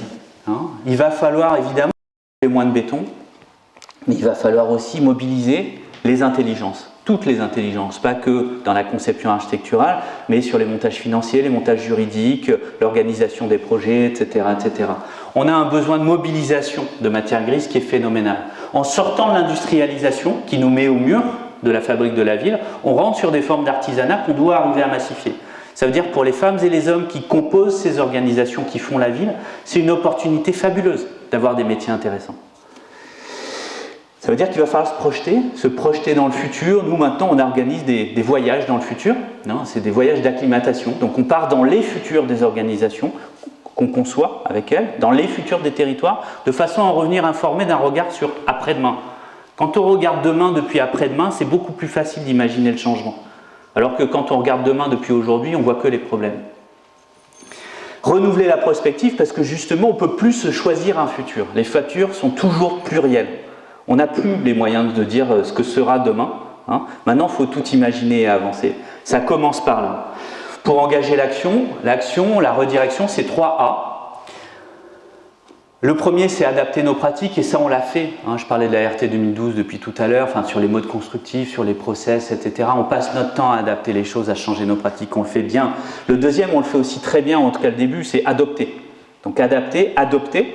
Adopter, c'est les plans d'action, c'est les nouveaux trucs qu'on veut faire. Et là, on fait très bien les séminaires management, les plans d'action, les machins, les trucs. C'est une partie importante du PIB de la France, qui sert à payer des post-it et des consultants. J'en fais partie. Donc c'est une forme de relance économique, mais c'est le vendredi et puis le lundi on a du mal parce qu'il y a le quotidien, on n'a pas le temps, on n'a pas les budgets, on n'a pas le personnel, etc. etc. Parce qu'on oublie le dernier DA. C'est abandonner. Le renoncement, c'est pas une fin en soi. Il y a une forme de lyrisme, de l'abandon du projet, de l'abandon du... Non, c'est pas une fin en soi. Le renoncement, c'est un moyen de faire. C'est la condition de l'entrepreneuriat. Il y a ici des entrepreneurs dans la salle et ils le savent. Ils n'ont pu développer de nouveaux marchés qu'à partir du moment où ils ont renoncé à d'autres. Ne serait-ce que pour pouvoir se concentrer dessus. Les transitions, c'est pareil. Et le renoncement, ça s'apprend. C'est comme la gymnastique, ça demande de l'entraînement. Le premier renoncement, il est douloureux. J'accompagne un promoteur et je peux vous dire que la première fois où le patron de cette boîte de promotion a appelé la ménageur publique pour lui dire « En fait, je suis censé vous remettre une proposition pour le foncier sur lequel on était sélectionné, mais en fait, on a réfléchi, on ne va pas répondre. » Parce que voilà, c'était un peu dur pour lui. C'était un peu dur. Mais il a expliqué pourquoi. Pourquoi il ne fallait pas construire sur cette parcelle. Et puis le promoteur, la ménagère l'a rappelé, lui dit « Écoutez, oubliez le cahier des charges, mais répondez quand même. » Et ils ont proposé autre chose. Ils ont proposé de ne pas aménager les 3/4 de la parcelle parce qu'il y avait un bout de forêt. De mettre la forêt en exploitation. De se concentrer sur 25% de la parcelle. De construire ce bâtiment d'activité en étage. Parce qu'il n'y avait pas la place de plus, avec une équation économique que vous imaginez. Et donc ils ont dit, écoutez, on vous fait une offre à 0, vous nous donnez le foncier, nous on construira. Ils ont gagné. La dernière fois je l'ai eu au téléphone, il était en bagnole, il me dit, écoute Sylvain, c'est super, plus je dis non, plus je signe. J'en parle à tout le monde, on fait de la copromotion, j'ai un collègue qui m'a proposé un truc, on est allé sur le terrain, je lui ai dit non, nous on le fait pas, mais toi tu dois pas le faire non plus. Et puis je vais appeler le maire en plus parce que c'est une connerie. Ça devient identitaire. Et il le dit, en fait, à l'extérieur, c'est beaucoup plus facile de dire ce qu'on ne fait pas que ce qu'on fait, parce que tout le monde dit qu'il fait du bas carbone, de l'inclusif, du machin, du vert, du truc. Mais dire ce qu'on ne fait pas, ça, on sait le dire. Et même entre nous, c'est beaucoup plus facile. Bref, le renoncement, ça s'apprend. C'est comme la gymnastique, il faut commencer à un moment. Au début, ça fait des crampes, et après, on y arrive. Parce que ceci n'est pas une crise. Écoutez pas ce qu'on dit dans la presse. Partout, on dit que c'est une crise, qu'on rentre dans un espèce de tunnel terrible, que ça risque de durer. Peut-être ce sera aussi long que dans les années 90. On est peut-être dans le scénario 90 et pas dans le scénario 2008. Une crise, il y a un début, il y a une fin. Une crise, on sait la gérer. On vient prolonger la concession d'aménagement, on se met sous cocon, on fait un plan social déguisé en arrêtant de recruter, ou un vrai plan social, on va en avoir quelques-uns. Puis c'est le moment où on explique que oui, on a bien gagné de l'argent, mais regardez, c'est normal parce qu'on a des moments de creux. On est dans un monde sur lequel on sait gérer les aléas, parce qu'on sait qu'il y a de la fluctuation. On sait ouvrir la parenthèse parce qu'on sait qu'elle va se refermer. Mais non, c'est pas le début, c'est pas l'ouverture d'une parenthèse. C'est pas ça du tout. C'est la fin d'une parenthèse. C'est la fin d'une parenthèse heureuse où on n'en avait rien à foutre du foncier agricole. D'une parenthèse heureuse où les matériaux étaient là, quoi qu'il en soit. Ils étaient inépuisables. Une parenthèse heureuse où on ne se posait pas la question du prix du carbone, des émissions carbone. Une parenthèse heureuse où même l'argent ne coûtait rien. C'est la fin d'une parenthèse. Et on rentre dans le nouveau normal. C'est juste le normal. C'est le moment où la fabrique de la ville réalise qu'en fait elle est dans le monde. Elle est sur Terre et donc elle est limitée par les limites planétaires. Et aujourd'hui ça touche violemment la profession. La question c'est comment est-ce qu'on ne gâche pas la crise ? Comment est-ce qu'on en profite pour accélérer la redirection ? C'est pour ça que moi je suis là. C'est pour ça qu'aujourd'hui on se concentre à la fois à porter le message, mais à accompagner celles et ceux qui ont envie d'essayer en tout cas, avancer, parce qu'on est sur une formidable opportunité de changement d'époque, qui nécessite aussi qu'on change de perspective et qu'on renoue avec cette génération des constructeurs de cathédrales, pour les dirigeants d'entreprise, pour les élus, c'est-à-dire les gens qui commencent un chantier tout en sachant qu'ils ne vivront pas la fin, ou alors de l'homme qui plantait des arbres, de Giono, je ne sais pas si vous avez lu cette histoire. Donc un homme qui passe des décennies à planter des arbres, à semer des graines, dans des terres inhospitalières, là, des Basalpes, à côté de chez moi, jusqu'à arriver à faire naître des forêts. Faire revenir l'eau et faire revenir la vie, tout simplement. Alors évidemment, on a besoin de planter des arbres, beaucoup. On a besoin aussi d'avoir quelqu'un qui, comme Giono, écrit cette histoire de la métropole, de la métamorphose heureuse de nos villes. On l'a pas, cette histoire. Ce fameux récit, on l'a pas encore. Mais on a surtout besoin d'avoir des femmes et des hommes qui font des gestes aujourd'hui, pas pour eux et pas pour maintenant, mais sur le temps long. Hein, c'est sortir de la tragédie de l'horizon qui nous permet d'agir. J'ai été trop long. Pas du tout. Merci. Il y a 2 de mes bouquins qui sont à l'entrée. J'insiste sur Réparons la ville, petit bouquin que j'ai écrit avec Christine Lecomte, la présidente de l'Ordre des architectes au national, qui est un petit bouquin très simple, qui se lit très bien, qu'on a écrit pour les candidats à la présidentielle, donc autant vous dire que c'est facile. Hein. Et puis l'histoire de comment la bagnole fait la ville, c'est plutôt dans le manifeste pour un urbanisme circulaire. Et en janvier, Redirection urbaine, le 10 janvier, selon mon éditeur, et les précommandes sont déjà ouvertes. Allez-y. Merci.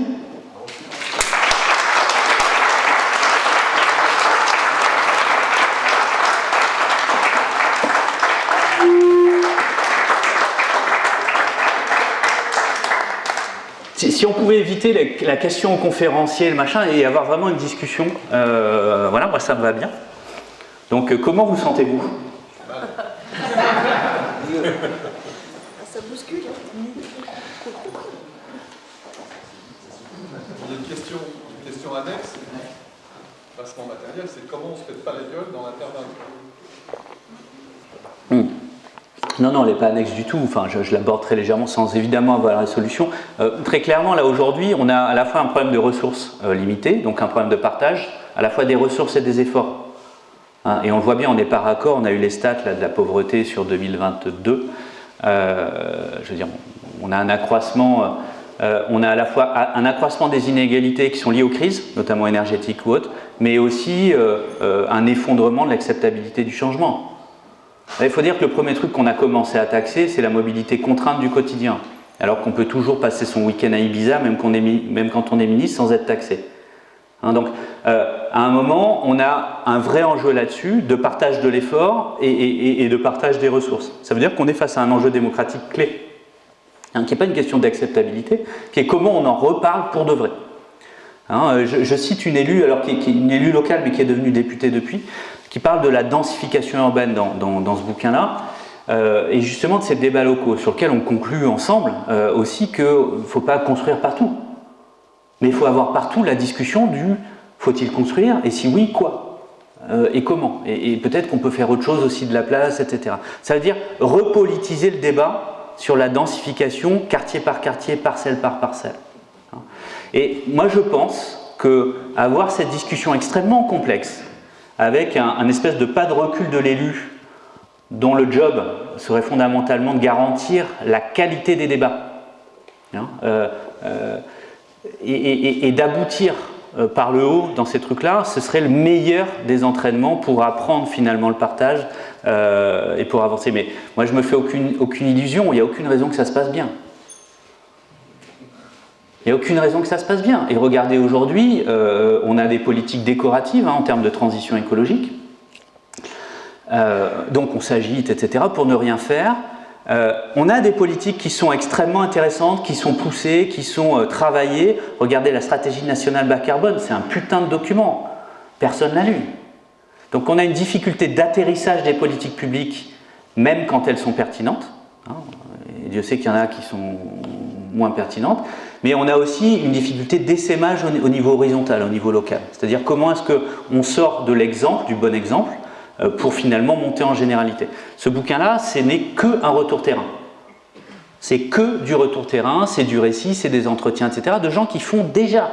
Donc il n'y a rien à inventer, on sait faire. La question, c'est comment on déploie. Et là, la question, elle est démocratique. Et donc, il faut réinventer, à mon sens, réinventer vraiment la démocratie par le bas. Ce n'est pas un petit propos, sinon on est dans des appels à la sécurité, à l'assurance, au renfermement, et donc c'est l'inverse du partage qui est nécessaire, quoi. Donc non, c'est pas un petit sujet. Hein. Et j'ai évidemment pas la solution.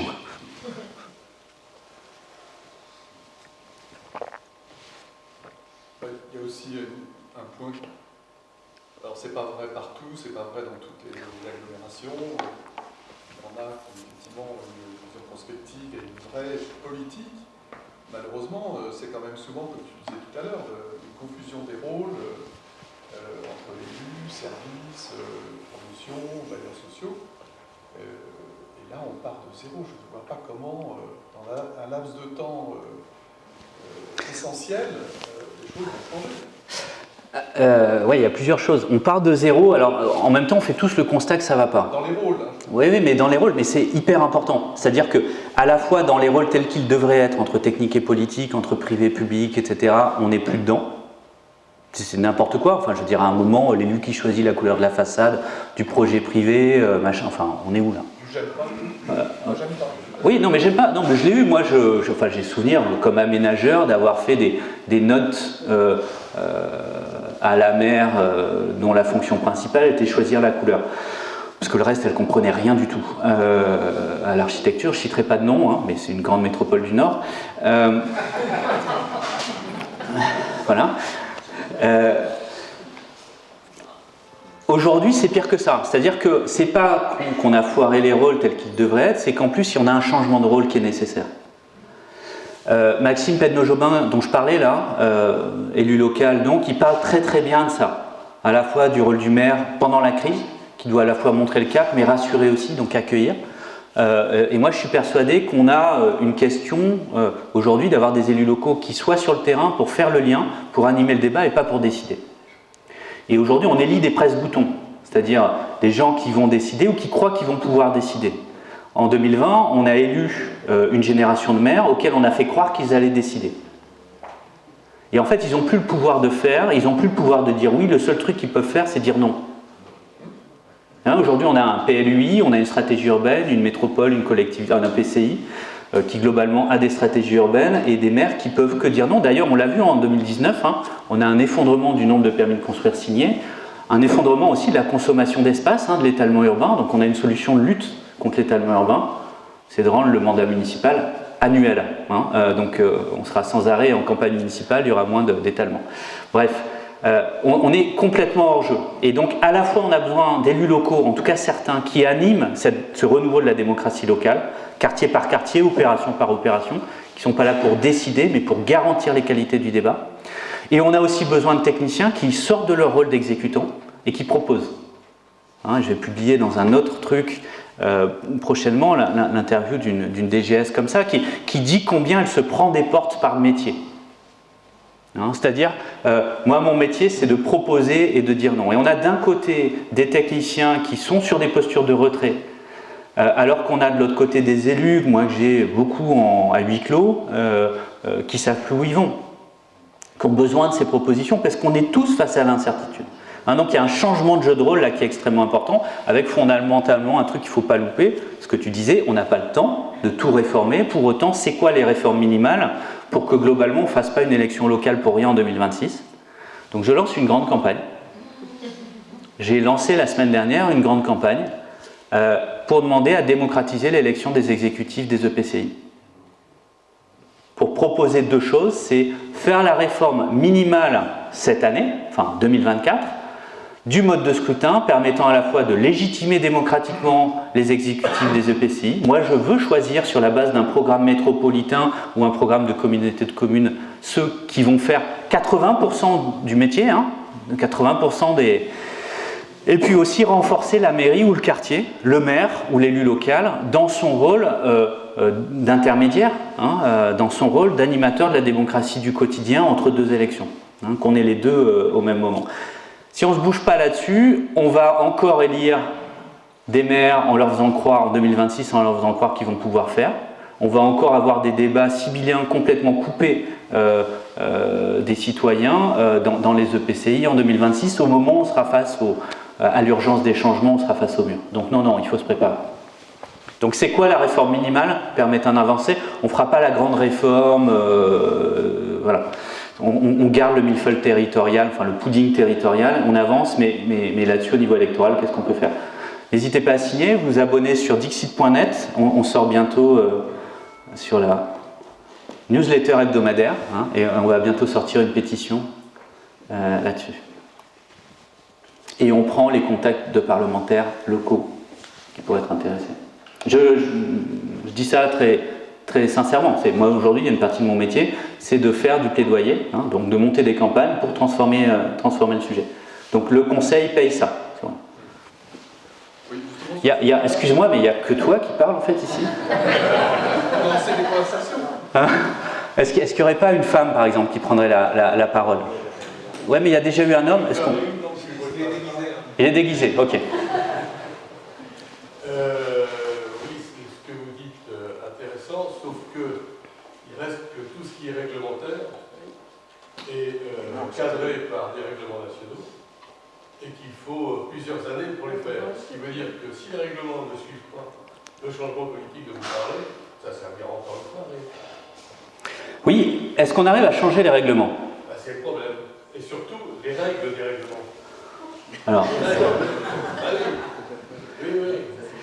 en fait, moi, ce que je constate, c'est que, vous savez, quand vous allez... Enfin, moi, je me suis transformé en lobbyiste à un moment, c'était pour Climat Résilience. J'avais écrit un bouquin sur l'étalement urbain, et donc j'étais convoqué par les ministères, les cabinets, les parlementaires, etc., pour des auditions publiques ou privées. J'avais qu'un truc à leur vendre, c'était mon bouquin, et je le referais en général, donc j'étais le seul à pas essayer de leur vendre la soupe. Et quand vous sortez de ces réunions-là, où tout le monde est tout oui, découvre le sujet,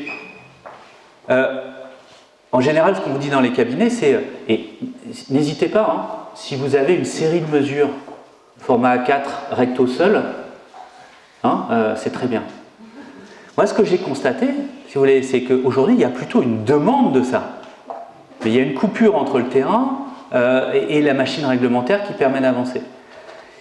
C'est fascinant l'impact qu'on peut avoir. J'ai un sénateur qui dit que le ZAN, c'est à cause de moi.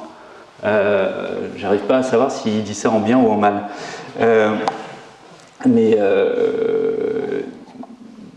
évidemment, il a tort. Mais en même temps, on voit bien comme ces discussions sont très ténues. Hein, et à un moment, avoir des arguments clairement étayés et avancés permet d'avancer. On est aussi une profession qui a comme caractéristique, les faiseurs de ville, hein, d'être très divisés. Finalement, quoi de pire comme anti-solidarité que des architectes, hein, ça fonctionne très très bien. Hein, collectivement, on arrive à se dire des trucs et puis après à faire l'inverse individuellement. Hein, comment est-ce qu'on peut... alors, division par strate, donc chacun son truc, son organe représentatif, etc. etc. Et ce que j'ai moi de façon assez générale, moins pour les architectes pour le coup, mais c'est une insatisfaction des gens que je rencontre par rapport à leurs représentants nationaux. Ouais, mais votre profession dit que... Oui, mais lui, c'est un con. On n'aurait pas dû... voilà, il ne représente pas la profession, etc. Et dans bien des cas, c'est vrai. Non pas que ce soit un con, je n'ai pas d'avis, mais en tout cas qu'il ne représente pas la diversité de la profession. À quel moment la fabrique de la ville arrive à parler clairement ? Au-delà de simplement revendiquer le maintien du PTZ, un nombre de logements, au-delà de la revendication segmentée, si vous voulez, où chacun a son propos, qui n'est pas du tout illégitime, au contraire, même quand il est corporatiste. Jamais on a une parole qui est claire. Le jour où on a une parole claire, on pourra la faire entendre. Hein, et il y a des parlementaires qui ont envie de ça. Et il leur manque ça. C'est fascinant. Moi, j'ai écrit des dizaines d'amendements. Ça se fait comme ça, en fait. Le premier, vous hésitez, parce que quand même... Puis après, vous y allez franco, quoi. Moi, j'ai même essayé de faire des amendements pirates, de faire passer des trucs sans expliquer l'impact que ça aurait, etc. J'ai pas réussi. Mais non, faut pas hésiter, faut y aller. Est-ce que le souci de ça, c'est qu'on sent bien l'intérêt supérieur, c'est-à-dire d'aller vers d'être plus vertueux dans la construction de la ville. Mais en réalité, on est confronté à une série d'intérêts individuels qui sont totalement opposés entre beaucoup des acteurs. C'est-à-dire que l'intérêt général au-dessus, on le voit bien, on sent bien la direction. Ouais. Et quand on redescend sur chacun des acteurs, les intérêts propres, ils sont là. Et ils sont souvent un peu opposés. Et deuxième chose, par rapport, on est assez convaincu évidemment de cette direction à prendre. Mais tu parlais aussi de la crise sociale. Comment prendre cette direction ? On parle de renoncement, oui, mais comment sans faire crever les boîtes ? Tout à fait. Et ajouter à cette crise sociale une série de chômage. C'est juste le cœur de la question. Hein. Enfin, nous, quand on est en accompagnement, c'est ça. Quel est le bon rythme? Alors, à la première question sur intérêt individuel, intérêt collectif, c'était vrai dans un monde stable. Mais aujourd'hui, c'est là-dessus où justement, je pense qu'il ne faut pas gâcher la crise. C'est-à-dire qu'aujourd'hui, tout le monde se pose des questions de survie. Survie ponctuelle parce qu'il y a une crise financière, économique, une crise de marché, etc. Mais survie à long terme aussi parce qu'on voit bien aussi que les approvisionnements, c'est plus clair du tout. Donc construire des matériaux, de la complexité. Et on voit bien, tout le monde est là en se disant, bon, on l'a beaucoup dit, mais enfin maintenant, on va travailler sur l'existant, on va se recentrer sur on va faire de la friche. Bon, voilà. On sent le truc fondamental, tout en ayant aussi cette question de la survie immédiate. Donc, individuel, collectif, je pense qu'aujourd'hui, le fait que finalement les intérêts individuels ne soient pas balayés, mais soient questionnés de façon vitale, fait que finalement ce débat-là, il est moins présent et chacun individuellement se pose question pour son intérêt individuel de la survie. Donc le statu quo ne tient plus. C'est là où il ne faut pas gâcher la crise. Mais après, la deuxième question, elle est absolument fondamentale. Nous on appelle ça la diplomatie des horizons. C'est un grand mot, mais l'horizon temps court, l'horizon médian et l'horizon temps long. Et la diplomatie, c'est cette négociation permanente qui fait que il y a des enjeux sociaux, il y a des enjeux de survie pour les boîtes, mais des survies pour les territoires. Les territoires ne peuvent pas mourir. Il y a aussi des trucs là, et les femmes et les hommes qui constituent les organisations. Alors moi je suis désolé, mais je pars d'un principe que c'est ça qui me préoccupe avant tout. Et qu'une organisation peut crever, c'est pas grave, c'est aussi sa vie. Hein. La question, c'est les femmes et les hommes, y compris les dirigeants, qui les composent. Une fois qu'on a dit ça, ça ne veut pas dire qu'on veut les faire mourir, certainement pas, c'est nos clients aussi. Mais c'est comment est-ce qu'on a cette diplomatie où on pense le temps court en pensant le temps long? Comment est-ce qu'on a une équipe qui pense à après-demain pendant qu'on a une équipe qui est en train de gérer le quotidien? Et il faut que les deux vivent en parallèle et que les deux se tolèrent aussi, alors que ça paraît absolument contradictoire. Nous, on a compris en essayant que ça ne pouvait pas être dans la même tête. On a besoin d'identifier des gens du temps, des gens de demain et d'associer finalement le présent et le futur pour faire vivre finalement le futur, même s'il vient remettre en cause le présent. Et en même temps pour faire perdurer l'organisation pour qu'elle ait le temps de se poser le futur. On travaille, c'est ce même promoteur d'ailleurs, qui se pose aussi l'autre question. C'est pas et si on bouleverse tout aujourd'hui, on s'effondre, mais c'est si on va trop vite, on va plus vite que le marché. Et donc on va faire bien, mais pas très longtemps. Tu vois. Donc c'est les questions fondamentales, c'est la question du rythme. Et ça tombe bien, parce que pour une fois on parle de 2050 en bien, c'est-à-dire qu'on rentre dans 10 ans d'expérimentation. Et la question, c'est comment, dès aujourd'hui, on fait exister finalement le scénario alternatif. Donc on pense la prospective, on teste des hypothèses, parce qu'on a encore le temps, mais on le fait exister, on le légitime dans l'organisation, pour qu'au bon moment, quand c'est le bon moment, ils prennent le dessus. Voilà. Mais on doit penser aux individus qui composent l'organisation. Nous, on travaille à 3 échelles. Pensez aux individus, pensez à l'organisation, pensez au territoire. Ou la planète, ou machin, comme vous voulez. Mais en quoi est-ce que le virage qu'on prend, il résonne pour ça? C'est juste fondamental, enfin nous on fait ça que pour ça, quoi. C'est pour les gens en fait qui composent ces organisations-là. Étant entendu qu'on a un sport national en France, c'est de voir venir les murs, mais d'attendre de se les prendre avant de tourner. Moi j'ai beaucoup travaillé, ça fait plus de 15 ans que je travaille sur les friches industrielles, j'ai travaillé sur des opérations, y compris ici, des opérations de réindustrialisation, etc., avec une constante, c'est qu'on a vu la crise et finalement on a attendu le dernier moment pour commencer à penser l'après et on a foutu les individus, les femmes et les hommes qui composent ces organisations dans la merde parce qu'on n'a pas eu le temps de gérer la transition et à ce moment-là, le premier truc qu'on fait, c'est dire en général « oui, mais on va faire survivre l'organisation » et ils s'accrochent au présent alors qu'ils devraient penser au futur. Donc on fait ça extrêmement mal. Alors que se dire qu'on a 5 ans pour faire, c'est se donner les moyens de bien faire. Donc on a le temps, c'est pas le grand soir. C'est femme. Ouais. C'est pour ça que j'ai même pas regardé. Des promoteurs. Quel beau métier. Ben oui. là on discute entre professionnels et on est convaincu entre professionnels de tout ça.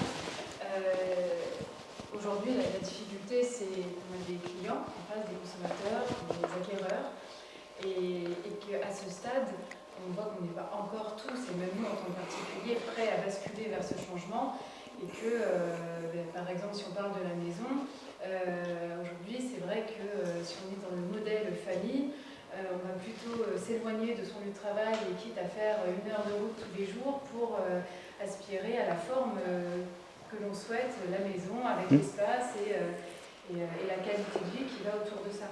Donc c'est vraiment comment nous, parce qu'on peut se dire plein de belles choses et se dire qu'il faut vraiment changer et faire autrement, mais si derrière finalement les logements et tout ce qu'on propose ne se vend pas, on aura...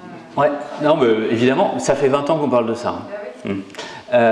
Et où en général, on a l'élu qui dit oui mais les promoteurs ils font toujours la même chose et les citoyens qui disent oui mais les élus en fait ils décident pas ce qu'il faut. Et donc tout le monde s'attend et ça marche vachement bien. Parce que là ça dure, etc. Donc je ne vais pas revenir sur les formes urbaines, le fait qu'il y a des alternatives, etc. etc. Le fait est que déjà si on passe du neuf à l'existant dans ce modèle où on paye avec des kilomètres le fait d'avoir un jardin, on voit bien que les kilomètres sont de plus en plus chers et qui mettent en risque. Aujourd'hui, moi j'intègre dans la planification urbaine, dans les stratégies territoriales, finalement, dans les nouveaux risques, la dépendance automobile. C'est-à-dire qu'aujourd'hui, on ne sait pas décarboner la voiture. C'est pas vrai qu'on va pouvoir foutre de l'hydrogène dedans, c'est pas vrai qu'on va pouvoir payer une voiture électrique à tout le monde. Il n'y a pas les matériaux, il n'y a pas la matière, il n'y a pas l'énergie, il n'y a pas tout ce que vous voulez. Ça a été modélisé, la décarbonation, alors pas à 100%, mais à 90% de la mobilité automobile sur Genève. Moi je suis dans le conseil scientifique du Grand Genève, ils ont fait l'équation parce qu'il y a toujours, même sur la voiture électrique, même si tout le monde a une voiture électrique, même si on a 100% d'électricité verte, donc plein d'hypothèses qui ne tiennent pas, il y a toujours un résiduel carboné. Et quand vous appliquez ça, en fait, vous êtes sur une baisse du nombre de kilomètres parcourus de 80%. C'est-à-dire qu'on fait de la planification, on a une salle qui réfléchit sur finir le bouclage autoroutier et l'autre salle qui réfléchit sur 2050, qu'est-ce qu'on va bien pouvoir foutre des autoroutes. Ouais. Et donc aujourd'hui, sur un territoire qui est dépendant de l'étalement urbain et qui attend à une augmentation de 400 000 habitants de sa population d'ici 2050, alors qu'il y en a 1 million aujourd'hui. Ouais. Mais à un moment, ça boucle plus. C'est-à-dire, sans la voiture, le truc marche plus et on va mettre des gens en danger. Donc la question aujourd'hui, c'est pas la maison, c'est pas le jardin, c'est la nouvelle maison dans le nouveau lotissement dans la périphérie. C'est une question sociale et pas qu'une question d'offre. Et quand en plus les gens sont endettés à du 4% sur 25 ans, on a un truc qui ne tient pas, c'est-à-dire, alors je ne sais pas si ce sera les gilets jaunes ou les chaussettes vertes si vous voulez, mais on crée la nouvelle génération. Par contre, ça c'est les problèmes du futur. On a les problèmes d'aujourd'hui, c'est tout le patrimoine, tout le potentiel qui existe déjà de maisons. De maisons sous-occupées. 8 millions de logements sous-occupés en France, ça veut dire 2 pièces de plus que le nombre d'habitants. Chacun a au moins 2 chambres. Et vous pouvez dormir dans le même lit en plus, vous savez. Donc, on a une sous-occupation terrible avec des gens qui vieillissent aujourd'hui, parce que c'est ça, c'est la question d'un effet de génération, qui vieillissent au mauvais endroit, dépendance automobile, isolement, maison pas bien foutue, etc. Pour vieillir, et des jeunes ménages qui courent après une baraque, qui ne trouvent pas, qui payent un bras, etc., et qui seraient, si on leur proposait, sans doute prêts à faire la réhabilitation globale qui est nécessaire, ou à construire dans le jardin, ou peut-être qu'on peut construire pour madame qui a 70 ans dans le jardin, et puis il y a un jeune couple qui vient transformer la maison en façade. C'est ça aussi la transformation de la ville qui est votre métier. Parce que c'est pas la construction neuve en fait votre métier, c'est la transformation. Eh ben, il y a un truc vachement intéressant qui a été fait à Nantes Métropole, j'y croyais pas, mais c'est vraiment intéressant. Un grand débat sur la fabrique de la ville. Donc un débat citoyen avec des travaux avec les étudiants, les jeunes, les citoyens, des groupes, des débats avec les professionnels. Et écoutez, moi j'ai été vraiment surpris. Donc j'étais dans l'animation de ce truc-là, alors comme Guignol qui fait sa présentation, mais aussi dans le travail avec les techniciens et aussi dans le travail avec des citoyens. Donc j'ai pu observer de l'intérieur tout ça. Ce qui est absolument fascinant, c'est que globalement, il y a une parfaite compréhension de ceux qui ont participé à ce travail-là, mais je crois qu'il y a plus de 30 000 participations, à la fois du fait qu'on est dans le mur et qu'il faut changer, et du fait qu'on peut changer dans de la proximité, dans le travail de l'existant, dans le machin, dans le truc. Du côté citoyen, il y a une attente. Et ce qui est fascinant aussi, c'est que dans une métropole comme dans la métropole nantaise, qui a priori n'est pas la dernière en termes de fabrique de la ville, en termes d'innovation, on a un taux de palmarès des urbanistes assez dense. On a des grands prix, je ne sais pas combien on a de grands prix sur Nantes, mais ça commence à chiffrer, etc. En fait, on a des acteurs de la fabrique de la ville qui sont toujours en train d'attendre, qui sont loin d'être prêts, qui sont à peu près au clair sur les constats, mais pas du tout sur comment faire. Et qui n'imaginent pas qu'il y a déjà des territoires qui font. On est encore en train de se poser la question de comment on va gérer le foncier économique. À Annemasse, c'est fini, il n'y a plus de foncier économique privé. Annemasse, l'agglo d'Annemasse, les 4 agglos autour d'Annemasse, on ne vend plus de foncier dans les zones d'activité économique. Il y a une foncière publique qui maîtrise à la fois les friches quand on les réhabilite et qui maîtrise les extensions. Voilà, point barre. À un moment, on change le marché parce qu'il faut changer le marché. On est encore en train d'avoir des débats théoriques, ici comme ailleurs. Ici, je sais aussi. Il y a d'autres acteurs qui le font déjà depuis bien longtemps. Donc, attention, ne surestimons pas le fait qu'on soit tous d'accord. En fait, on n'est pas tous d'accord. On n'est pas tous d'accord sur les constats. Et on est encore moins d'accord sur les solutions. Et ne sous-estimons pas le caractère avancé finalement des citoyens qui finalement achètent aussi ce qu'on leur vend. Et aujourd'hui, ça fait quand même 20 ans qu'on leur vend la petite maison dans la prairie ou l'immeuble défiscalisé. Certains le font très bien, moi j'ai aucun problème avec ça, et je l'ai fait. Mais on est quand même sur des outils industrialisés qui font qu'on s'est retiré des petites opérations. On a un mal de chien à travailler sur l'existant, on a un mal de chien à travailler sur des friches, etc. etc. Pourquoi ? Parce que la boîte à outils, c'est pas la même. C'est pas la même boîte à outils. Il faut arrêter de se dire que c'est plus compliqué, c'est pas plus compliqué. C'est complètement différent. Et aujourd'hui, les structures qui bossent là-dessus, qui réussissent à travailler là-dessus, sont des structures qui ont au moins 2 organisations. Et qui en général sont même spécialisées sur l'existant. Je ne sais pas comment on gère. Est-ce que les décideurs ont les connaissances? Non, personne. Non, parce que moi je sais que par exemple pour le gaz de schiste, il y avait très peu de députés qui étaient en charge du gaz de schiste qui n'avaient absolument aucune connaissance. Donc il y a un véritable problème. Et ceux qui ont des connaissances, ils sont absolument tout le temps contrariés, parce qu'il y a effectivement, comme le disait monsieur, des normes, parce qu'il y a des gens qui n'ont pas la connaissance, qui sont encore dogmatiques. Et par exemple, j'ai un exemple où on construit encore des bureaux sur un terrain agricole qui ne seront que des bureaux. Ouais. Et ça se fait plus depuis 20 ans. Mais on le fait quand même. Et on le sait, mais on le fait quand même. En fait, on le sait. Moi, je l'ai cru. Voilà. Je l'ai cru et en fait, je me suis aperçu que j'avais découvert beaucoup de trucs en écrivant moi-même un bouquin et qu'en fait, c'était pas aussi clair que ça. C'est pour ça que cette question de plaidoyer, c'est une question de lobby. C'est pas juste d'aller voir des élus, des machins. C'est passer des messages, les rendre audibles et les rendre suffisamment finalement portables pour qu'ils puissent être portés par d'autres. C'est ça le travail. Oui, les gens savent pas, mais bien sûr. Voilà, les gens savent pas qu'on a consommé essentiellement du gaz de schiste l'année dernière. Donc on a dit qu'on ne l'exploitait pas, mais on bouffe du gaz de schiste américain. Donc il y a toujours des complexités. La question, c'est pas tant... Enfin, nos députés sont des outils et ils sont au service de la nation. C'est pas eux le problème, c'est nous collectivement en fait. Donc utilisons-les. Moi, je reste... Non, c'est une femme là. Donc après c'est vous. Vas-y. Non, je voulais dire que je reste complètement sur ma fin sur Lausanne, pardon. Je sais pas, j'ai pas compris. Non, mais on se dit... Je veux pas rentrer dans ce débat, c'est trop chaud. On se dit, ok, on essaye de penser à 2050. Au final, le Lausanne, c'est à partir de 2031, si on s'est plongé un peu dans le... Ouais. Voilà, aujourd'hui, on a 10 ans, là, 2021-2031, où on doit consommer, on nous dit 50% de moins que nos espaces naturels. Sauf que réglementairement, on a jusqu'en 2028 pour se mettre, pour climatiser nos documents normatifs. Bon, bah, c'est-à-dire qu'il restera 3 ans et que le mal sera on aura déjà consommé, je trouve, beaucoup plus que ce qu'on nous propose dans les 10 prochaines années. Et donc, ok, donc apparemment, là, on va penser que du 2031, 2050, mais le mal sera déjà. Il ne faut pas qu'on s'améliore.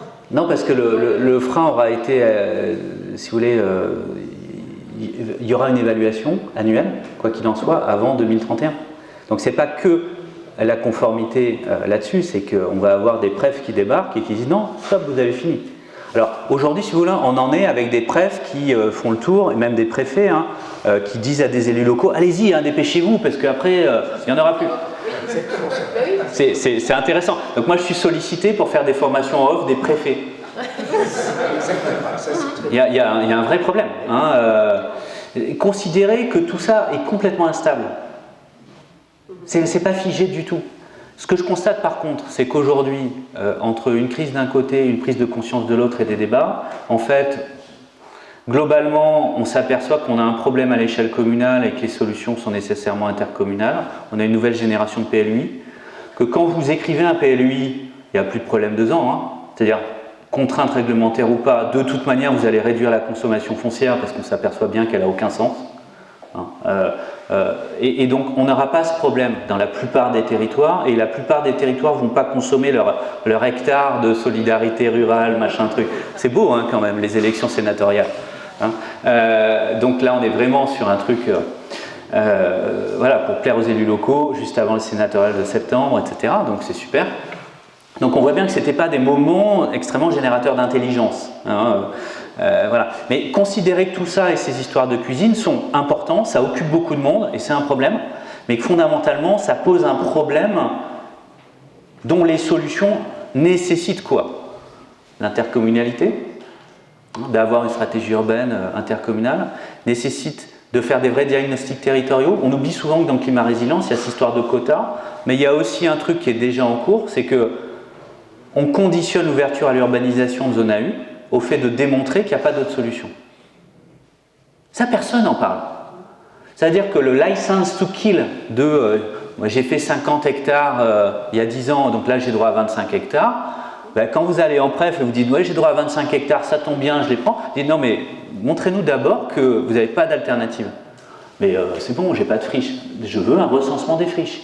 Il n'y a pas un lotissement qu'on peut densifier, il n'y a pas un machin. S'il n'y a pas, très bien, vous y allez. Mais montrez-nous aussi qu'il y a les besoins qui justifient 25 hectares. Donc ce qui va se passer, ça va être bien plus que ça.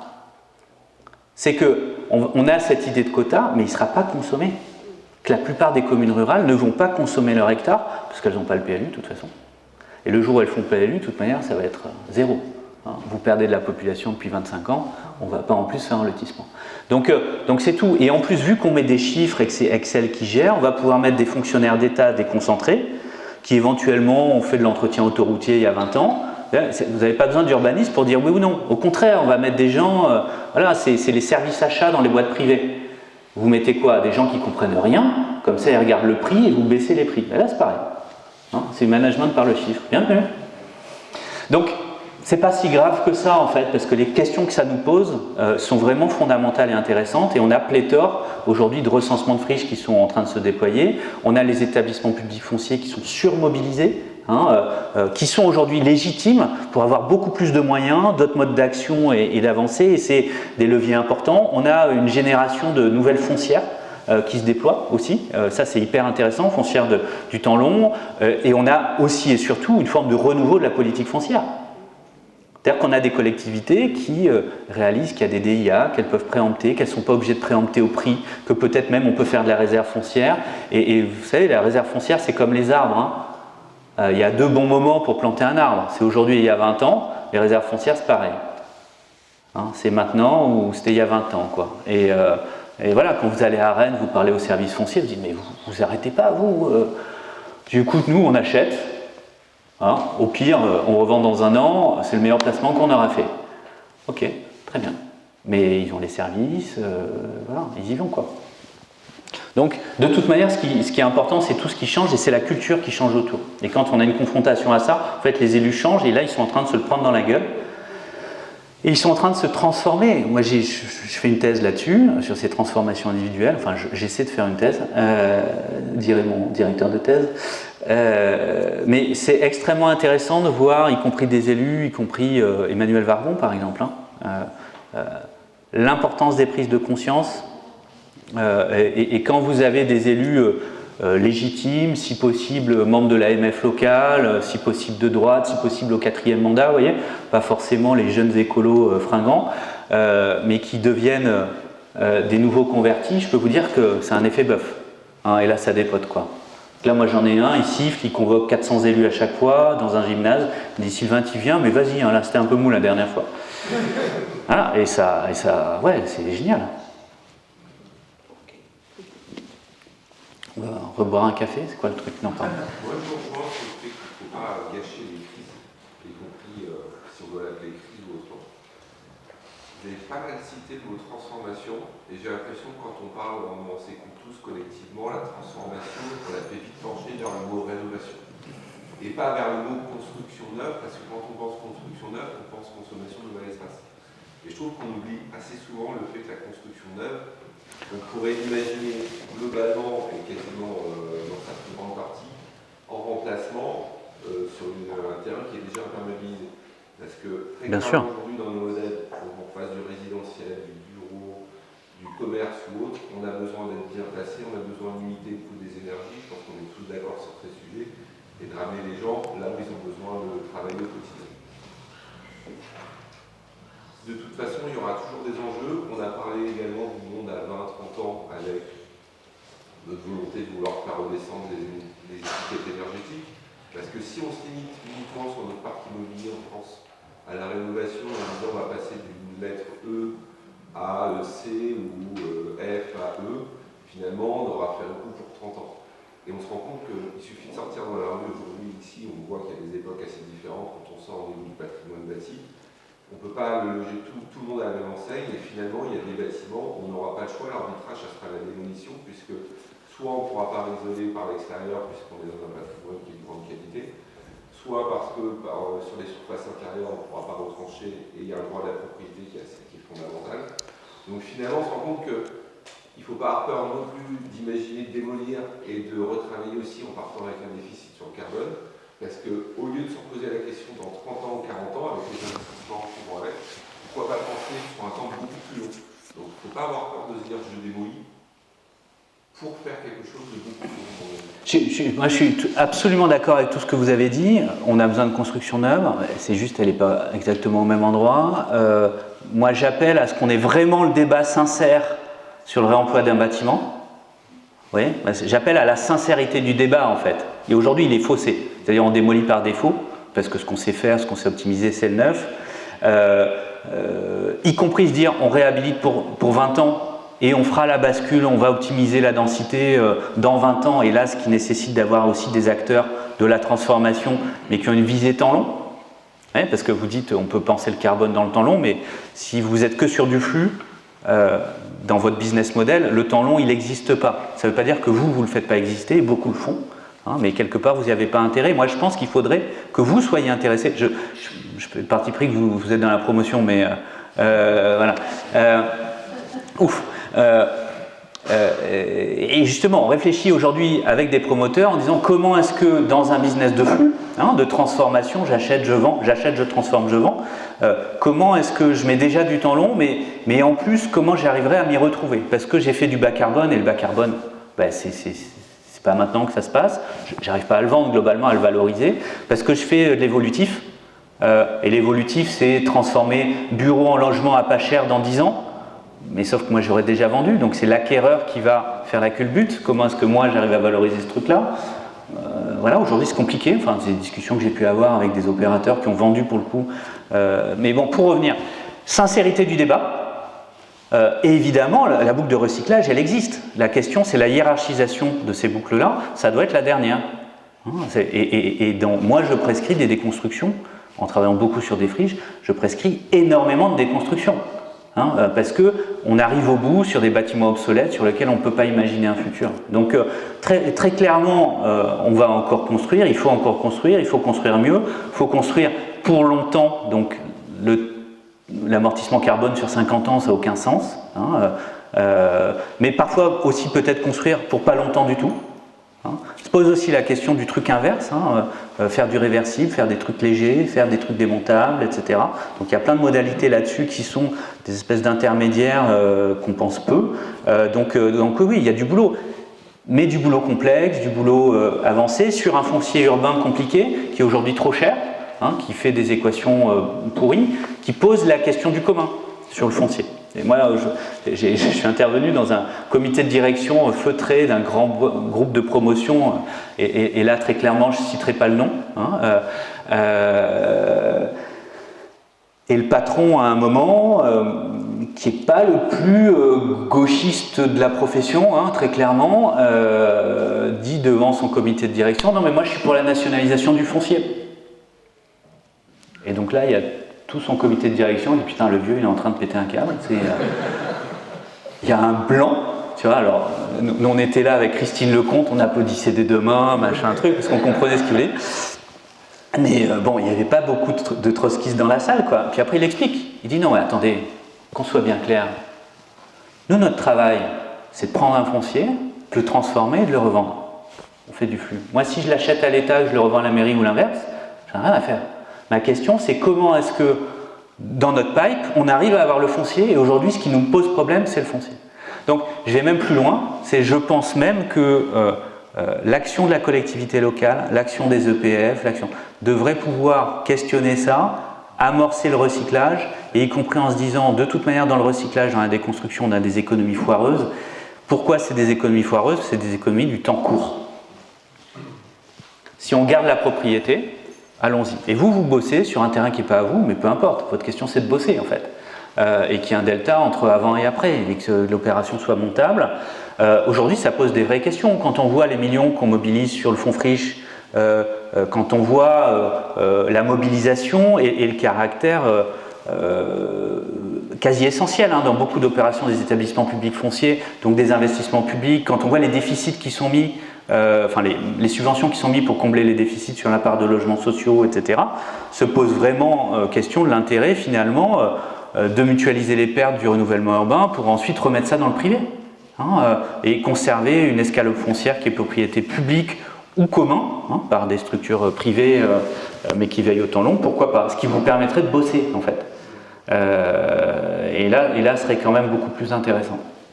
On a besoin, à mon sens, aussi de créer de la plus-value potentielle à moyen et long terme, dès le début, par exemple sur des possibilités de surélévation, puisqu'il est probable que dans 40-50 ans, on se dise « Ah, si on avait su, on serait peut-être monté un peu plus ». Donc ça crée aussi finalement une forme de valeur en volume, avec la possibilité, si un immeuble par exemple est construit dans les prochaines années à +4, de pouvoir le remonter peut-être à +8 dans plusieurs décennies. Ouais, mais ça vous vendez pas en Pinel, vous voyez. La question c'est aussi comment vous arrivez à le valoriser. Il y a un potentiel pour la ville et il y a un potentiel pour la copropriété aussi, puisqu'il ne faut pas se le cacher, une immeuble, quand il est vendu à des groupes, il est plutôt vendu à des gens qui ont déjà un pouvoir d'achat assez élevé. Oui, mais c'est là où on a aussi le problème, c'est toujours la tragédie de l'horizon, c'est-à-dire qu'aujourd'hui, si vous regardez, je crois que c'est 8 ans le taux de détention, et donc dans bien des cas, ça ne va pas être la durée de cette culbute-là. Moi, je travaillais avec les équipes j'interrogeais les équipes de Link City, qui ont fait une opération en réversible sur Confluence à Lyon. Et ils expliquaient à la fois comment pour eux c'était un proto, comment c'était vraiment intéressant, et le maître d'ouvrage qui avait piloté l'opération globalement, il dit non mais banco quoi, c'est vachement bien. Et donc ils font un bâtiment tertiaire, en plus ERP, mais qui est pensé pour se transformer en logement sur un secteur où il y a un boulevard là, qui est une ancienne autoroute, qui va être transformé en boulevard urbain, mais vous voyez pas maintenant quoi, dans 5 ans, peut-être dans 10 ans, un truc... Et en fait, ce qu'il me disait, c'est que les surcoûts ne sont pas aussi importants qu'on le croit. C'est-à-dire même sur un proto, ils étaient à moins de 10%.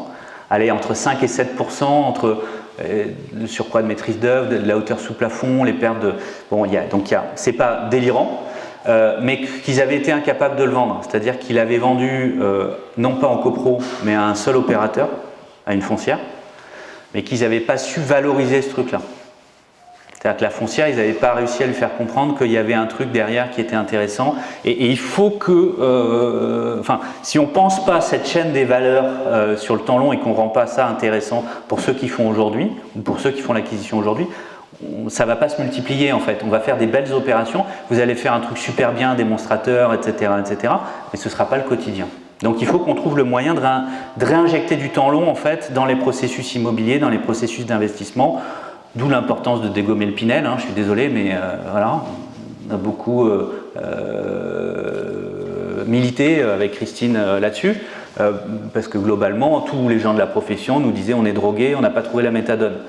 Bon, on va vous aider, non c'est un peu rude, j'en conviens, mais parce que ça introduit du temps court, ça introduit de la copro, ça introduit, vous voyez, un regard sur le bâtiment jetable. C'est à un moment, on fait du jetable parce que les gens veulent acheter du jetable. D'ailleurs, ils sont dans une agence bancaire, ils n'ont même pas vu le plan, ils ont regardé une équation, un tableau Excel. Donc, et c'est un banquier qui leur a vendu le logement, donc forcément, on fait de la merde, quoi. Qu'est-ce que vous imaginez en mieux? Ah ben, on retrouve, si vous voulez, pour moi, on a l'émergence de ces logiques de foncière, notamment foncière institutionnelle, sur lequel le découpage n'est pas l'alpha et l'oméga en copro. Et on voit bien que sur la réversibilité, faire le choix, si vous voulez, de transformer le troisième niveau en logement alors qu'il n'y a que des bureaux, non, alors l'inverse, en bureau alors qu'il n'y a que des logements, on voit bien que là-dessus, que l'assemblée de copro, ça va être un peu tendu. Même si on voit sur les extensions sur les toits qu'il y a une évolution, il y a une vraie prise de conscience des AG de copro. Aujourd'hui, les gens qui travaillent sur les extensions sur les toits manquent plus de promoteurs que de copro qui ont envie d'y aller. Parce qu'il faut se taper une opération de 12 logements en centre urbain, en milieu occupé, machin. Et même si elle est dérisquée, si le permis est signé, si le machin c'est le truc, aujourd'hui, la plupart des promoteurs sont plus outillés pour faire des petites opérations hyper complexes. Donc il faut inventer d'autres façons de faire. Mais donc ça c'est possible, mais moi je crois beaucoup à avoir simplement des logiques d'investissement qui soient des vraies logiques d'investisseurs comme on les avait à un moment. Donc de l'investisseur institutionnel. C'est là-dessus où... Après on a aussi des promoteurs qui réfléchissent à garder, qui changent de business model, c'est-à-dire qui restent sur le temps long. Et il y en a un certain nombre qui l'ont fait, alors plutôt des trucs, caisse des dépôts ou autres.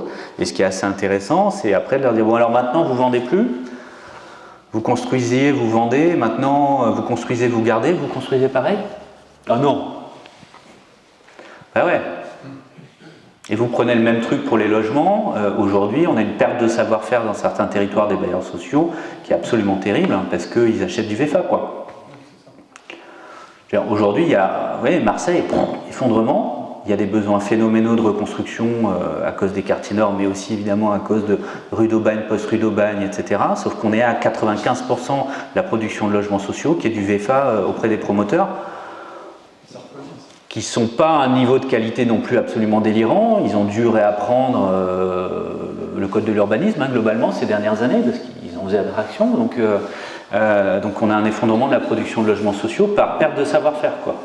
C'est ça. Et alors sur la production et la qualité de la production. Donc on colle des grille-pains, on met des cumulus dans tous les logements et c'est ingérable et ça fout de la merde.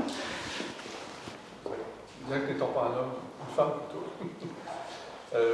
Il y a un point, moi je voudrais aussi aborder parce que c'est un des paramètres.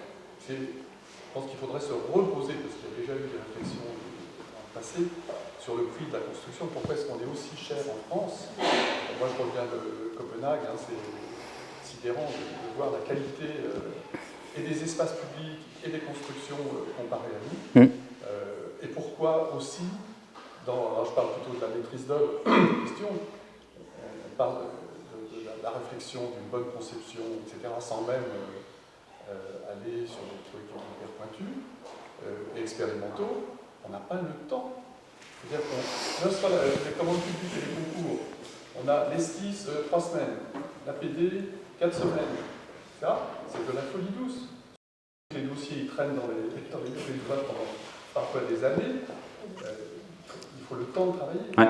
Et il faut aussi qu'il y ait des rémunérations qui soient conséquentes. Il y a une dégradation en France de la maîtrise d'œuvre et de la reconnaissance et du travail des architectes notamment, qui est quand même sidérant. Et ça pose la question aussi de l'engagement politique.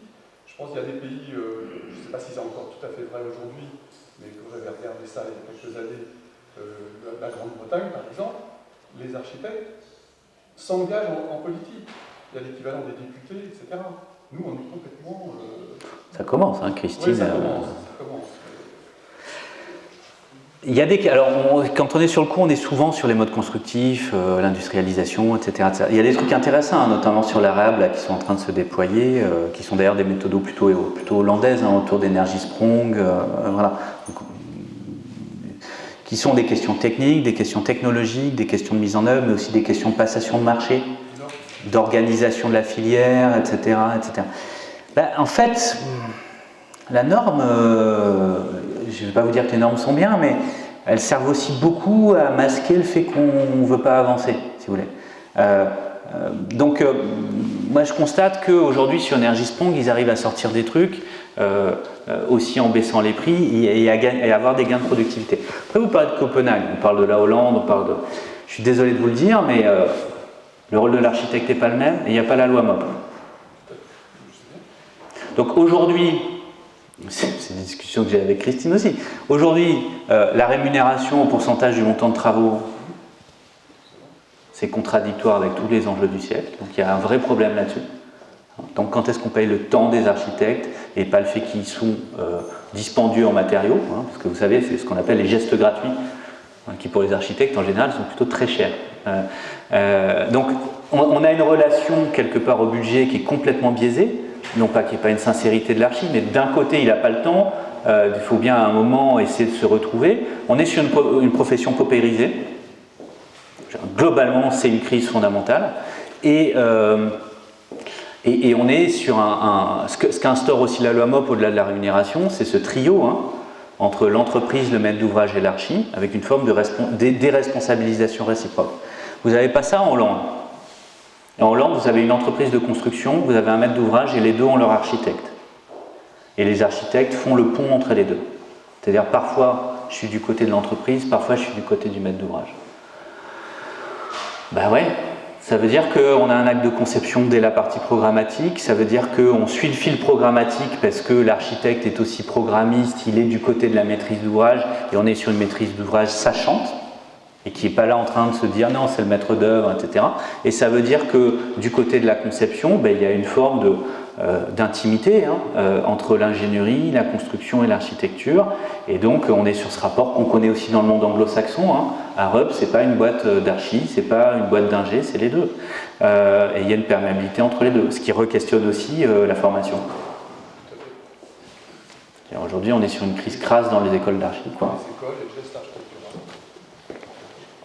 Et la confrontation réelle, donc moi je suis tout à fait d'accord, mais on voit bien que c'est des fondamentaux culturels qu'il faut bouger et que là ça peut toucher des prix. Mais go, hein, c'est le moment, faut pas gâcher la crise.